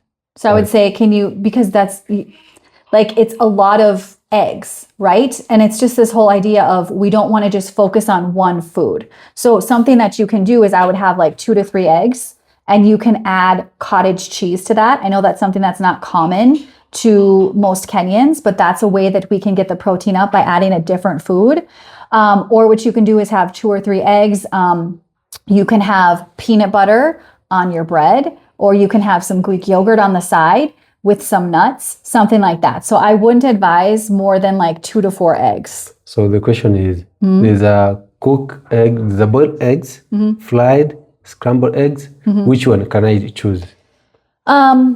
So they're all nutritious, but the difference comes into the mafuta, right? When you fry it, you're using mafuta. Yes. What mafuta, how much mafuta are you using? Just because it's healthy mafuta doesn't mean to use large amounts. So I would say sometimes do fried, sometimes do boiled, sometimes do scrambled. Okay. Yep. Which is the best one for someone who can start it? Because when it comes to bodybuilding or when it comes to fitness people, they focus on boiled eggs. Yes. Yeah, because you're not having the mafuta. It's more yeah. Yes. Yeah. So that would be the best, would be boiled. So what about someone say, I want to reach my protein, let's say 150 grams of protein per day? Per day. Yes, and I want to have 15 to 10 eggs a day. Will you recommend that? No. Why? That's way too high. That's way too high in eggs. So if we look at the nutrition that's in eggs and the amount, like the percentage of our daily requirements for certain vitamins and minerals, we are far exceeding that. So just because something is nutritious for us doesn't mean that we have excessive amounts. There are other ways to get protein. And remember, eggs do have fat in them, okay? Their calories will add up, right? So there are better alternative ways for you to even get more protein than from eggs. Like meat, for example, in 100 grams of meat, you're getting 30 grams of protein. That is way fewer calories. Okay? So like for instance, the 15 eggs divided by 5, how many grams of protein are we getting with the 15 eggs? 15 times 5, what is that? 75. Okay, so why can't we just eat 200 grams of meat? Okay, people they say That would be way more calorically responsible. Yes. they say eggs they're cheaper than meat. Meat they're more expensive than eggs. Question, but when you're eating 15, I would ask somebody this. How much is 200 grams of meat versus 15 eggs? 15 eggs, when you're talking about in Kenya right now, that is 150. For 15 eggs? 150, yeah. 150 shillings? Yes, 150 shillings. Where are you buying your eggs? Yes. Can you hook me up? Wow, okay. Okay, that's 150. I don't know why you buy. Oh my God. Okay, that's for you. And let's say per meat, let's talk per kg. 1 kg of meat is 1,000 bob, 1,900. It depends where you're buying. 1,900? It depends, yes. Per kg? Yes, it depends where you're buying. I get it cheaper than that. It depends where you're buying. Yeah. Yes. Okay. Yes. I mean, that's a tough one, but regardless, I can't recommend the 15 eggs. So I would say then eat plant-based proteins. If I eat 15 eggs, I'm going to get any problem or I'll be okay. Yeah. That is no, you're going to get a problem. You're going to get saturated fat. You're going to exceed your saturated fat amount. So I do this. I eat, let's say, 10 eggs, a whole egg, then 5 with only white yolk. So that would be better, but you're not going to get the protein because protein is also in the yolk.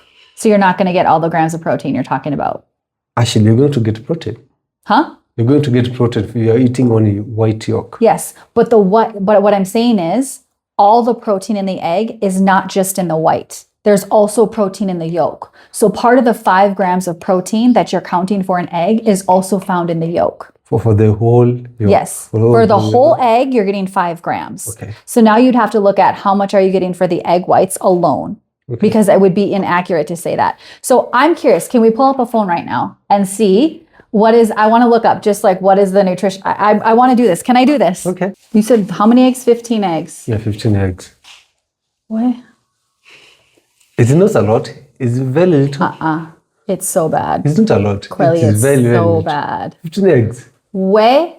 How many grams do you see? Oh my God. Oh my God. Okay, are you ready for this? 15 large eggs is 1,000 to 1,100 calories. Wow. And you're going to get the protein we talked about and 71 grams of fat. 71 grams of fat. Okay. Yes. Now we don't even have the breakdown of the saturated fat here. Yeah. So this is, okay, actually this. Someone who is eating 15 eggs, then we say you eat 5. Let's say, okay, use this. You eat 5 eggs full. Yes. Then you eat 10 eggs without yolk. I'm still not a fan. Because why is all your protein coming from eggs? No, we cannot have all your protein come from one food group. I want you to get a variety of proteins. So I want you to then do some low-fat milk. I want you to do some maziwa lala. I want you to do some beans, some dengus. We have to do other things. Because as a dietitian, so there's like a million ways that you can get protein. There's a million ways that you can get whatever you need to. Like there's a million ways to also increase muscle mass, to work out, all these things, right? But what path are you going to choose? Okay. And is it the most nutritious? Are you supporting your body in other ways? Or are you going to cause other problems? So now just because you got you ate 15 eggs and you achieved your protein goals for the day. Well, did you get your other nutritional goals for the day that are also helping you in the gym? Did you now put yourself at risk for heart disease because of cholesterol levels and amounts of saturated fat? So this is where I say, just because something is healthy doesn't mean we eat excessive amounts of it. Everything in moderation. Okay. So this is where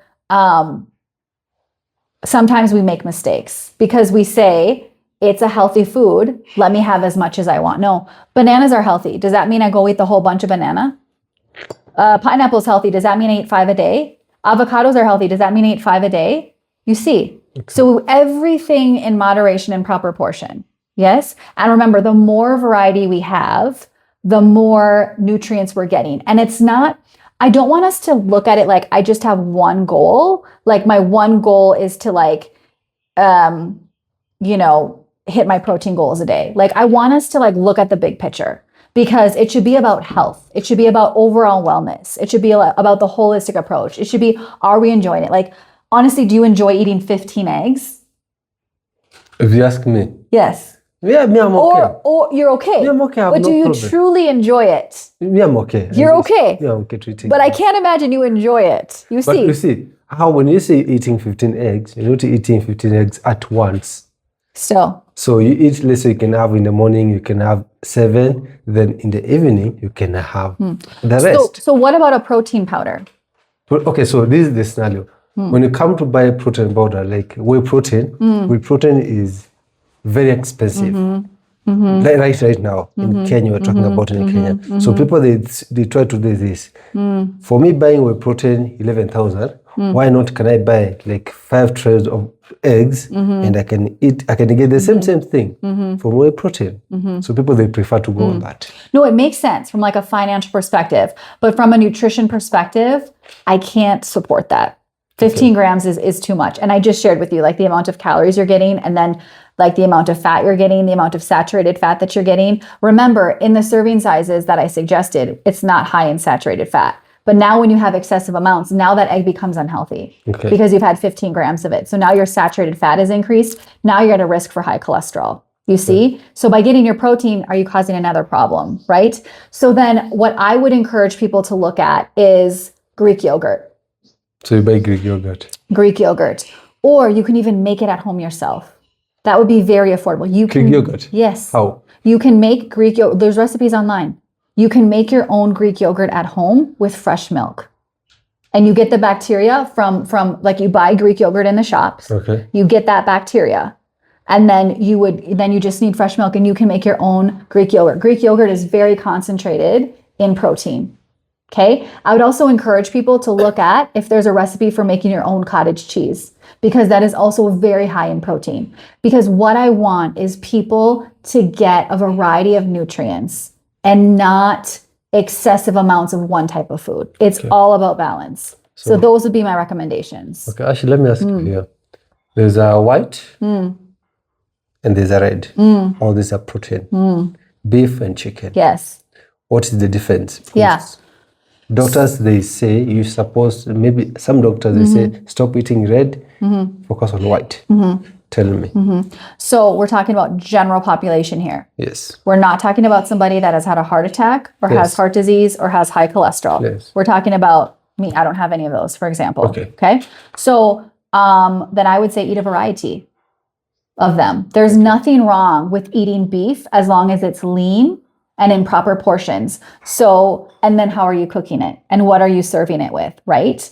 So the white part on the meat is fat. That's the saturated fat. So we need to remove that. And then a serving size of beef is 100 grams. Where are you going to get the fat? If you remove the fat, where are you going to get the fat? You don't need fat. You don't need fat? You don't need fat on the meat. Why do you need fat on the meat? You don't need fat in your body. You need fat in your body, so but that's not the healthy fat. So what you would do is you would have your ushago ugali, you would have 100 grams of lean meat that's not fried and you've removed the fat. You're going to have your boga that's been sauteed, and then you're going to have a third of your avocado for your heart healthy fat.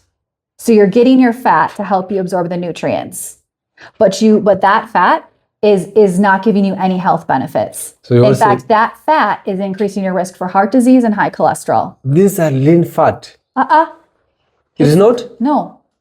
That is saturated fat. Remember we said unsaturated fat and unsaturated fat and saturated fat. Saturated fat, solid at room temperature, sticking to my veins and arteries. That is saturated fat in red meat. You need to cut that off. That is not helping your, no. So you need to remove this one. You need to remove it and not fry it. Yes. And then you would add 1/3 of your avocado for healthy fat. So you can get fat from avocado. Yes. Or if you maybe use a little bit of canola oil when you're sauteing your greens. Okay. Yes. So we don't need excessive amounts of anything. Yes. And the fat in animal products is not healthy fat. How? It's the saturated fat. That's how. It is animal fat. Yes, saturated fat. So all these things you hear about beef tallow, I think, is that where you're getting at? Like beef tallow, animal fat, like Yes. there's this new trend that it's healthy for you? No, that is not science-based at all. That is not science-based. You see, this is what I mean. There are so many people out there promoting things that are not accurate and they're not based on science. And then we wonder, why are we not getting the results that we're looking for? Yes. Yes. So between chicken and beef, which one is the best? If you decide to choose one, or if you decide to recommend someone one, which one can I go? I would never recommend one because I'm all about variety. Because they all give you different things. Like for instance, beef gives you the best iron. Okay. It is the richest source of iron, which is very important for us. And the type of iron found in red meat is like the most absorbable form of iron. Okay. So I can't say all beef is bad. But what I can say is choose lean beef and only have 100 grams. And I would say have beef one day, have chicken another day, have fish another day, have beans another day. You see, variety is absolutely key. Pork if you eat it, but lean pork. You don't say pork is good? Yes. What's How? wrong with pork? If Pork you're is- that's if you're not a Muslim or it's not against your culture, in terms of nutrition, pork is very nutritious. How? In fact, it has some of the highest B vitamins. Do you know what pork eat?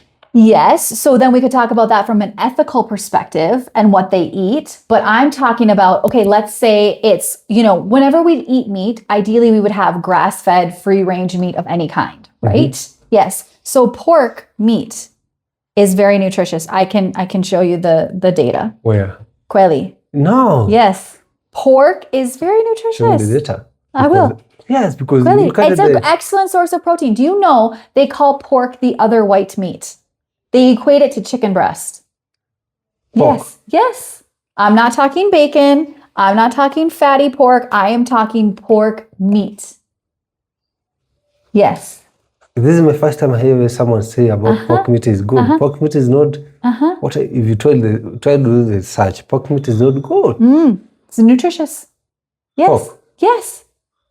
Yes. Kweli. Just one. The one I know is pork. Pork, the pig. The pig. Yes. Yes. So if you're going to decide between these two, you say you cannot recommend one.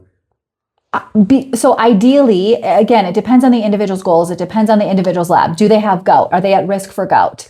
Do they have high cholesterol? Have they had a heart attack? Things like that. Then I would have different considerations. But for the general population, I would say have a variety as long as it's lean. Okay. Yes. So the benefit I can get from beef and chicken is the same. Not necessarily. So like for instance, you're going to get about the same protein. Yes. okay. The chicken breast is very lean. The red meat will be higher in saturated fat. We want to make sure it's lean for that reason, but no doubt the red meat has way more iron. So iron would be the key nutrient, but they're both going to have B12, which is very good for energy, for metabolism, for all of those things. You're going to get zinc, things like that to support your immune system. Yeah. Okay. Between this chicken and walking chicken, the kienyeji one, which one is good? So are you talking to me in terms of environment? Are you talking to me in terms of animal welfare? Are you talking to me in terms of the nutrition? The nutrition. The nutrition, it's going to be the same. In fact, I'm worried that the kienyeji actually, because when you eat the kienyeji chicken, you eat the whole chicken, yeah? Yes. And it's going to have the skin, which is very high in saturated fat. So if you ask me the nutrition, if you look up right now, organic chicken breast versus non-organic chicken breast, the nutrition is the same. It's not the same. Clearly, it's the same. It's the But same. ethically, it's different. Ethically, it's different in terms of environmental factors, animal welfare, things like that. But you're asking me nutrition. In nutrition, yes. Yes, nutrition is the same. benefit I can get from the walking chicken and this one.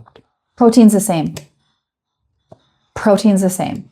But remember, if you're eating the Kienyeji chicken, you need to remove that skin because that is Why should I saturated. remove the skin? It's saturated fat. The tasty. I know. That's Yes. the tasty one. How can you remove that one? It's the saturated fat. So that's the fat that's going to increase your cholesterol levels.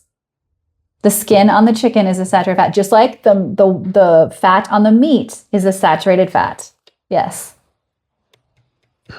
Actually, you're going to make people start fighting on me now. I'm Because scared. how can you tell people? No, I'm just here to tell the facts. I'm not here to say don't eat it. I'm just here to state the facts. That's What? all I do. Yes, don't kill the messenger. I'm just telling the message, and it's based on science. But here's the thing. Now people are properly informed. I share all the science, the research articles, blah, blah, blah. No issue. You get to make the choice for yourself. You get to decide. You get to say, I love my Kienyeji chicken. I have a chicken farm. If I had a chicken farm, that's all I would be eating. But I would be mindful of the skin, right? So it's about being better, not best, and making your own If personal you choices. remove the skin of the chicken, kienyeji, Yes, that is not the chicken. Now you're eating I know. something else. Yes. But you're asking me for health, right? You're asking me for nutrition. Yes. Okay. People, they're going to leave their comment because that one, even for me, I'm very shocked. Yes. Science That is based. the very tasty part of It when is you come tasty. To, yes. No argument there. It's very tasty. But you're asking me the nutrition, right? Yes. Yes. And you're not asking me environmental. You're not asking me ethics. You're not asking me anything else. We are talking pure nutrition. Yes. Yes. The benefit you can get from this Protein one. to protein. Yes. Same. Protein same. Same. So If why you should- take 100 grams of Kienyeji chicken and 100 grams of whatever else chicken, same nutrition. So broiled chicken Mhm. and kienyeji chicken, Yes. the same 100 grams, Yes. Of the same cut. The same cut. Like same let's say cut. we're taking the breast. Yes. the same chicken breast Yes, cut, yes. and this one, Yes. and the same protein. Yes. So you're getting the same thing. Yes. So why should I buy chicken kienyeji? Is very expensive, and this one is I can get the same thing. Because of maybe your personal ethics. You want to support a local farmer. You have a chicken farm back home. You care about the environment. You care about animal welfare. Those sorts of things. Me, I'm looking at the benefit, not to caring You're about looking at nutrition only? nutrition. Then there's no reason. Okay. Just like Uh-huh. Kienyeji eggs and other eggs, same nutrition. So you Kweli, so you say kienyeji eggs and this one are the same in terms of protein? protein? Is Yes. Yes. How? Exact same. Eggs are eggs. Chicken is chicken. Salt is salt. Sugar is sugar. Sindio. Uh-huh. So this one and kienyeji, if I put here, Yes. and I'm going to cook, Yes. I'm going to get the same thing. Yes. The same protein, yes. But there's other reasons to buy Kienyeji. Again, the ethical concerns, the animal welfare, supporting local, all No, these no, sorts it's of not about supporting. Okay, local. Sawa. They're the same. This Nutrition. is looking nutrition. Yes. Yes. It's the same thing I'm going to get. Yes. So if I say, let's say I'm going to the same protein is 155 grams. The of protein, there's yes, 5 grams of 5 protein grams in of there. protein. Yes. And the same thing when it comes to kienyeji, it's the Same. same Yes. 5 grams of protein. Yes. Yes. Look it up. Even if you were to look up organic eggs, free range eggs, conventional eggs, same. You see, when we do nutrition, and I'm doing a plan for you, see, I don't differentiate. It's chicken, beef, lean beef, egg, I'll differentiate between the breads or the ungas or things like that, because that's where the nutrition is different. But if you type into MyFitnessPal, for example, or any of these apps, do they ask you, is it organic? Is it free range? Is it no? Eggs. Yes. Guys, I'm just a messenger. I'm just here. And No, I'm just a messenger too. That's what the science says. it's same. Yes. Okay. So let's talk about peanut butter here. Mm-hmm. Peanut butter is fat. So it's there's a- fat and and protein. protein, and you do get a little bit of fiber. So there's going to be in 2 tablespoons of peanut butter, there's going to be about 5 grams. Okay. So it's not a lean source of protein, but you will get some protein and you will get some healthy fats.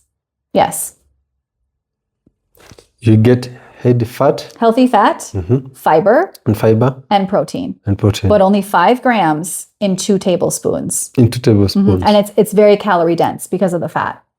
It is good fat, but it still has a lot of calories. So this one you recommend for someone who want to gain weight or for just a normal? It's great.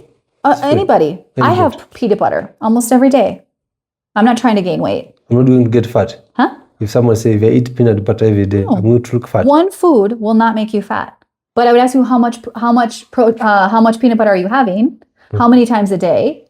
And what else does your diet look like? And what does your activity look like? But just by adding peanut butter and saying peanut butter is going to make me fat, one food cannot make you fat unless you're eating 15 eggs a day. So what about sausage? Yes. So the big thing with sausage is many people say sausage is my protein. Yes. So this is a processed meat, which means that it's basically the remnants or the leftovers Leftovers? of the cuts of meat. Yes, they take the leftovers, they grind them together, and they make a processed sausage with lots of added salt and things like that. So you're not getting high quality protein and you're getting a lot of fat and a lot of salt there. Okay. Make me understand, actually, as a small boy or a small boy from this class. From, Yes. Yes. So here, Yes. we're going to get a little bit of protein. Little. Little bit of protein. Yes. Like 3 grams 3 grams per one. for one sausage. Yes. So if I eat these 3, I'm going to get how many grams? 9. That is 9 About, grams. and I'm estimating, yes. Yes, 9. But you're getting a lot of fat because they're using the fatty parts that, like the leftover remnants of when they butcher a cow or butcher a pig, whatever. It's the remnants that are then made into sausage. It's not the high quality meat. And that's for your typical local processed, sausages, unless you go to a proper butchery where they're making their own sausage, like mutura. Okay. You see? Yes. That's made with real meat. And you can even taste it and you can even see it. Sindhu. Yes. Yes, that's very different. So, yes. So But you're also getting a lot of fat. And then also, how do you cook this sausage? just put on the oil. Fry You it. see? More mafuta. How can I cook So it? something that's already high fat, now you're adding more fat. How should I cook? So I would say that that's something to have in moderation once in a while. I would never have that be your main source of protein. And if we're looking at cost, is sausage not expensive? If someone come and say, a client come to you and say, actually, my normal meal is 3 sausage and bread and cup of tea. Is that good for me? I would say that's not the best option if you want more high quality protein and more nutrients, because remember, it's not just about calories. It's not just about fat. It's not just about protein. It's also about the nutrition that you're getting and eating food in its most whole form, right? In its most natural state. A sausage is processed. It's not in its natural state. I would say switch the sausage for 2 eggs and you're actually getting more protein and you're getting more nutrition. Does that make sense? So then eating 3 sausage, I Is just like- remove the sausage. And you eat 2 then eggs. I'll replace with 2 eggs. Yes. So they are 100%. better than eating sausage. Yes. Because again, it's also whole food based, right? Yes. Eggs they come out like that, right? Yes. Yes. We haven't added salt. We haven't added sugar. We haven't added other things to it. Yeah. So here we have onion Yes. and also we have vegetable that is Skooma, spinach, cabbage, tomatoes, all the stuff. Yes. So we want to eat this at every single meal, including breakfast. The more vegetables, the better off we are. okay. And we don't just want to stick to one type. I know many times we think we need to have greens at every single meal. That's awesome. Love greens, but let's get a variety. I find many times it changes between, kachumbari or skumas, the greens or the cabbages, right? So I would encourage, as budget allows or as seasons allow, or even planting in your own shamba, that you would increase your variety of different vegetables, because that way you're getting different nutrients. Because again, remember, if we're only eating cabbage and greens, we're only getting those nutrients. There's broccolis, there's beetroot, there's French beans, there's your peas, which are a starch that we learned today.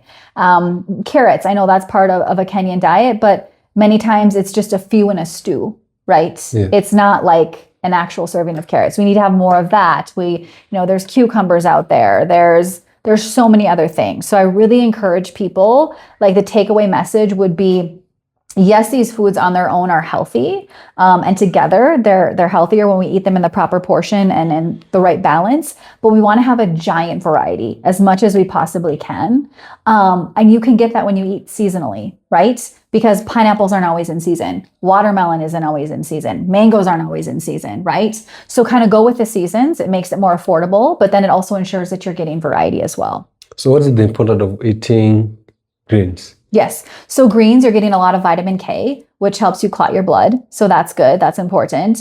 You're getting a lot of magnesium, you're getting potassium, you're getting vitamin A, you're getting all these vitamins, minerals, and electrolytes. But again, and fiber as well. So that's healthy and that's great. But again, we don't just want to have the same vegetable over and over again. We want to also allow for other nutrients to come into our diet. Okay. Yeah. What about onions? Yes. So the same thing. So good. The more variety, the better. Adding onions, like whenever we can add onions, tomatoes, carrots, greens, potatoes, all these things to our stews, like the more vegetables that we have in a day, that we have at a meal, the better off we are, because we're getting more of those vitamins, minerals, electrolytes, and more fiber, which is only going to support our immune system, support our organs, support our body, all of that good stuff, and also keep us fuller for longer. Okay, what is the importance of tomato? Why should I use it? Yeah, so tomatoes have a lot of vitamin C, and they also have lycopene, which is a very important antioxidant that's good in helping to reduce our risk for cancer and also help with our eyes as well, our eyesight and the health of our eyes.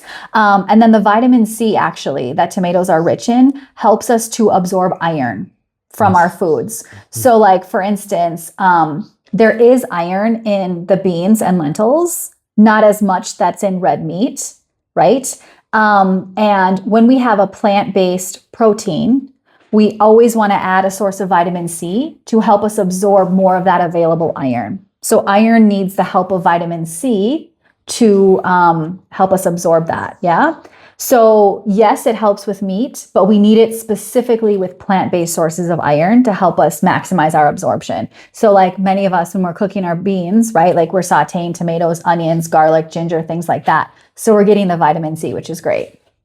Okay, so the difference between cabbage, all those are vegetable, cabbage, skuma, and spinach, you can have it all. You can eat all. Like as much as you want? Yes. Yes, you can eat as much as you want. There's no limit on vegetables. Okay. Yep. The starches would be a fist. The fruit would be a fist. The protein, 100 grams of meat, or a fist of like the beans and stuff. But again, when you have beans as your main source of protein, you have to have another source of protein at that meal to meet your protein goals. Yeah. Okay. Yeah, and I think I covered them all. So why do you say someone's supposed to eat every food a feast, a feast, a feast? What about someone who do mjengo? Who does? Construction. Yes. Yes. So then that's different, right? So we're speaking in generals today. Yes. Yes. So then that's different. Then that person is going to expend more calories. They're more active. So they're going to need more calories. So they're going to need to eat more. Just like somebody who's a bodybuilder or somebody who's working out or, somebody who has a more active lifestyle. So today we're just speaking in generals, but that's why it's very important to, work on an individual level with each of the clients. Oh, yes, okay, yes. okay. Because these are just general recommendations to help people understand from a general perspective. But again, then now you get into the individuals when you have those one-on-one consultations or you meet with those clients. Yeah, Okay. so this is just general basics. So meaning for someone who is struggling to lose weight or someone who's struggling to gain weight, they can still, the only difference is the quantity of the food. There are two. One can eat a lot of calories and the other one can eat a little bit. Yes, so calories would be the biggest change, but I'd also have to see their exercise as well, right? Because if somebody is trying to lose weight, yes, it's about calories, but it's also about activity and calorie expenditure, right? And somebody who's trying to lose weight, we also want them to increase their muscle mass because the more muscle they have, the faster their metabolic rate is. You see? Yes. Now, somebody who's trying to gain weight, is it a cancer patient? Is it somebody who is on chemo? Is it somebody who is underweight? Is it somebody with an eating disorder? Is it somebody that is just doesn't have an appetite, right? So we need to ask those questions and then we need to see, okay, what is the best approach in terms of increasing their calories? Or are they just over exercising, right? So it's really about looking at the big picture and the whole picture of each individual. Okay. But yeah. The other question is, what is calories in, calories out? Most people, they say you're supposed to do calories in, calories out. What is that? So it means what they're getting at is they're saying, so for all the calories I consume, I must burn them off through a form of activity or exercise. And then that way I maintain my weight. Okay. And if I take in more calories than I burn, I'm going to gain weight. And if I take in less calories than I burn, more calories than I burn, I'm going to gain weight. And if I take in less calories than I burn, I'm going to lose weight. Okay. Right? So that's what calories in versus calories out means. But a lot of times people say that in terms of how to manage their weight. And it is more than just calories in versus calories out. It's also your body composition, right? Because if you have more muscle mass, you're burning more calories because you have a faster metabolism, right? Age plays a factor, sex plays a factor, your gut health plays a factor. How well are you able to digest that food effectively and efficiently and extract those nutrients? Are you getting the B vitamins that support your metabolic health and your metabolic rate? You see, are you getting enough sleep to rest and to recover? What is your stress like, right? So all those things impact weight and our ability to lose or to gain weight. So when people say it's just calories in versus calories out, that seems to oversimplify it. So we do have to look at other things as well. Yeah. Okay. So will you recommend someone to do intermittent fasting? I would never recommend anyone to do intermittent fasting. Why? There's not enough positive evidence to say that, yes, in fact, it is beneficial for XYZ. There's not enough conclusive evidence. Is there some positive research? There is. Is there some research that shows no change? Is there some research that has negative implications? There is. Okay. And is there a difference in males versus females? There is, in terms of intermittent fasting recommendations. Now, as a dietitian, I'm not convinced because the evidence isn't conclusive. All right. And how do we support our metabolism? We support our metabolism when we eat. The first thing we do when we wake up, we eat, we start our metabolism. If you wake up and you're not hungry, that means your metabolism isn't functioning optimally. That shouldn't be the case. Okay. Your body is in survival mode. It's not thriving. Also, when you don't eat for long periods of time, your body goes into survival mode and says, I don't know when I'm going to eat next. So this next meal, I need to store as fat because I think I'm on a stranded island. So your body isn't able to burn those calories like it normally would. Your body is, again, surviving, not thriving. Yeah. I also worry about how can you get in all your protein? How can you get in all of your nutrients that you need throughout the day if you only have a small window to eat? Because remember, your body cannot absorb more than 40 grams of protein at a given time. It cannot. It's impossible. I don't care what supplements you take. That is the gastrointestinal rate of protein absorption, period. And not even everybody can absorb 40 grams at a time. Yes. So the idea is that you're eating regular meals and snacks throughout the day, also to keep your energy levels stable, to keep your brain going, to balance your blood sugar levels as well. So it's very dangerous, actually, for several populations and specifically people with diabetes. If you are taking insulin and you are not eating, that is dangerous. You can have extremely low blood sugar levels. You can literally have a seizure. It's very serious. So when people are doing these things, we need to know that there also are side effects, right? And we need to look at them and we need to say, is this person a good candidate for XYZ? But as a dietitian, that's also not a healthy relationship with food. Saying, I can't eat during this time, but I can eat during this time. I'm restricted during this time. I'm not during this time. And then also people say, oh, well, as long as, I'm eating within my 4 hours, I can eat whatever I want. So they're eating KFC and they're eating pizza and things like this because, hey, I didn't overdo my calories, right? So, and that brings me to a point where you said calories in versus calories out. Then technically somebody could eat KFC as long as they watch their calories, and that would mean that they don't gain weight, right? Yes. See? Yes. So it's more than that. Yeah.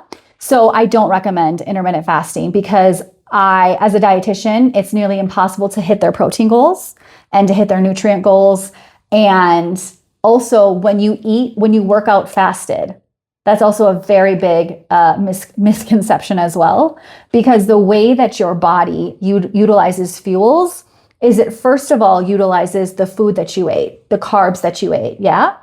Then it goes to your glycogen stores in your liver, your stored carbs. Then it goes to your muscle, then it goes to fat. That is how your body works from a biochemistry perspective. Because it takes a long time for your fat cells to be mobilized to be able to then burn them for energy. Okay, so when we're trying to build muscle in the gym and you go to the gym fasted, you're actually burning muscle. You're burning muscle? Yes, until your fat cells are mobilized to then be utilized for energy. And also, if you go to the gym fasted, how do you even have energy to have a hard workout? I'm using the food I ate yesterday.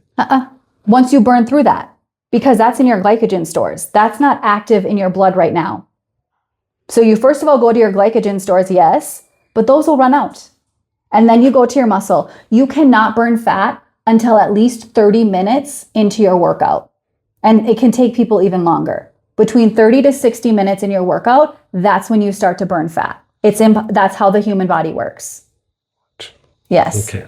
But also think about it too, though. If you don't eat, how do you have energy to be lifting harder and heavier and doing more reps? That's how we get stronger, right? Is by lifting heavier, doing more reps. Yeah. Yes. So how can you give it your all when you haven't fed yourself? So you're not going to give it all because you have no Correct. energy No. to lift the weight. Yes. So try it. You try eating a light meal before the gym versus fasting, you'll see the difference. But many people say they're okay because their body has adapted. When your body adapts, it doesn't mean that your body's thriving. Your body's meant to adapt. Your body is meant to do everything it can to survive. But that doesn't mean you're thriving. Okay. Okay. So there's a lot I think we will come talk about next time. But when it comes about training, when it comes about the difference between someone who wants to lose weight and someone who wants to gain weight, how people they give their diet is totally different. Yes. It's not some people they haven't done the research well Yes. or to understand what is Yes. the body needs. Yes. And at an individual level. Yes. And also, what does their budget allow for? And also, what activity do they do or not do? And also, what stress do they have in their life? Are they sleeping well? Do they have nutrient deficiencies? You see, there's so many things that impact our body. Okay. Yeah. So today I want you to give me the portion about the food, the count of the food I'm supposed to eat every day. Okay. So I'll give you one meal example. Yes. And then this is what you're supposed to do Yes. for every meal. Yes. Or do you want me to do a breakfast, lunch, and supper? Yeah, do it breakfast, lunch, and Okay. dinner. Okay, so breakfast, here's what I would do. So just for the sake of portions, Yes. I'm going to take this out. I'm going to give you the chapati and I'm going to say you used very little canola oil. Okay. We agree on that? Okay. Then I'm going to do 2 eggs and then I'm going to do greens and I'm going to do my orange and I'm going to do the maziwa lala. This is for breakfast now. This is for breakfast. So here we have protein. Protein. I would actually do 1 more egg. Yeah. So for breakfast, we'll do the chapati, whole grain, and we'll make sure we used very little mafuta and we used canola oil. Okay. We're going to do 3 whole eggs and we're going to do the maziwa lala. We're going to do greens and we're going to do the orange. This is for morning now. Morning breakfast. Okay. Yep. And then I'll leave out snacks, but typically someone What type of snacks? it would be a fruit and nuts, fruit and yogurt. It's always a starch and a protein or a carb and a protein. Yogurt again. I've already have milk. That's okay. So That- I can yeah. just remit I can have yogurt. Yeah. In the Or you morning. can do nuts. Yeah. Or during morning hours. Have yogurt again. Okay. Yep. But let's just focus on meals just Yes, for this yes. one. Okay. Okay, now we're going to do lunch. Okay. So that is for breakfast. Yep. Breakfast. Now for lunch, I want to have a fist of white rice. So I'll just pour this here. That's about a fist, yeah? Okay. And again, you always do portions after cooking. After cooking. Yes. Okay. Can you give me the chicken breast? I don't want to touch it. You don't touch it. No. Okay. So here. Yeah, just put it on my plate. Good. And then I'm going to do, I would do a little bit of cabbage. So I don't know how to do the portion for that. It's okay. It's But okay. anyways, we do like a little bit of A cabbage. little bit of cabbage. Yeah. So we do some cabbage there. Okay. And then I would do a third of an avocado. Okay. This is lunch. This is lunch. Only a third of this. So we have vegetable, starch. Protein, and this. A and third that. of this. Okay. Okay. Now you can remove the chicken breast. So that is lunch. Yeah. There's no snack. There would be snacks. Okay. And we can talk about that in a second, but I just want to focus on the meals. Okay. So now for dinner, we got to have some ugali. So good. Pretend this is ushago ugali. Yeah? So think of it as like a fist, right? Okay. Yes. Now we love our nyama with our ugali. So Put some meat. a handful. And Will you do the honors? And this would be all lean meat. lean meat. Yes. So no fat. You need more. So like that. Even a little more. One more. Perfect. That's going to be our lean meat. And then we got to have our skuma whenever we have ugali. vegetable. Sindio. Yes, we got to have that. So there you have it. That's So 3 there's a meals. protein, Vegetable and starch. and starch. Yeah, That's it. that's it. So that is for dinner. Yes. Yes. Oh, okay. Now, it maybe seems like less than you're eating, but here's the thing. That's where snacks come in then.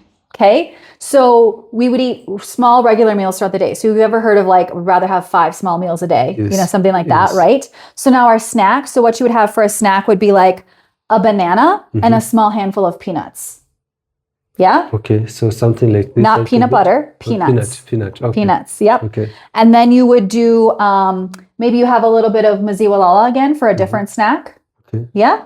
So that's what you would do. That would be your day. So meaning you can have like 5 meals per day, but portion like many meals is 3 meals. Then others are snacks. Yep. Which always have the carb. So like the fruit or the starch. Yes. And then always a protein. So for this, for a common person, a normal person Yes. who work from 9 to 5, Yes. In the office. Typical Kenyan. Yes. then they'll be okay. They will not go say, I'm angry. No. Because remember, we're also not eating to be stuffed. We're eating to be satisfied. Okay. Yes. Okay. And also remember, it takes 20 or more minutes for your stomach to connect to your brain and say it's full.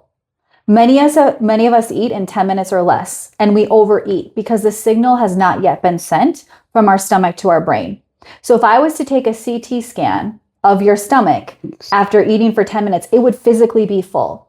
But you don't feel full because that signal has not yet been sent to your brain. And recognize that you are in fact full. And then remember, we don't eat to be full and stuffed. We eat to be satisfied. All right? Because we know that in another 2 to 3 hours, we're having a snack or we're having another meal. So that's also why we don't want to go long stretches without eating. So meaning if someone is eating, you need to take a snack between 2 to 3 hours. Yeah. So an ideal way is like, let's say you eat breakfast at 8, 10:30, you're having a snack, 1:30, you're having lunch, 4:30, you're having a snack, 7 o'clock, you're having dinner. Okay. Yeah. So what is the timeline for eating food? There's a specific timeline supposed to eat food, No. or you can just eat in time. You can eat anytime. Like there's this idea of, oh, if you're going to gain weight if you eat past 6 p.m. Hapana. So, it's again, calories are calories, right? So we're going to, if you eat them at 8 a.m. or you eat them at 6 p.m., right? But the idea is that you wouldn't have a big, huge buffet meal and stuff yourself before you go to bed. You're going to have poor quality of sleep.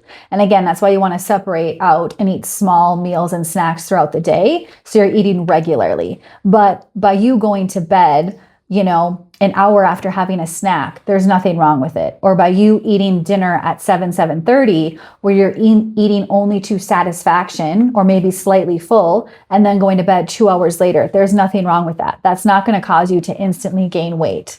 Because again, it's calories in versus calories out as a big component of weight management. So, okay. So the whole point, people, they say supposed to eat breakfast at this time, let's at 7, dinner is supposed to eat around 6. There's no type of those things. No. No. I would say that you would want to eat within 1 hour of waking up because that's how you start your metabolism.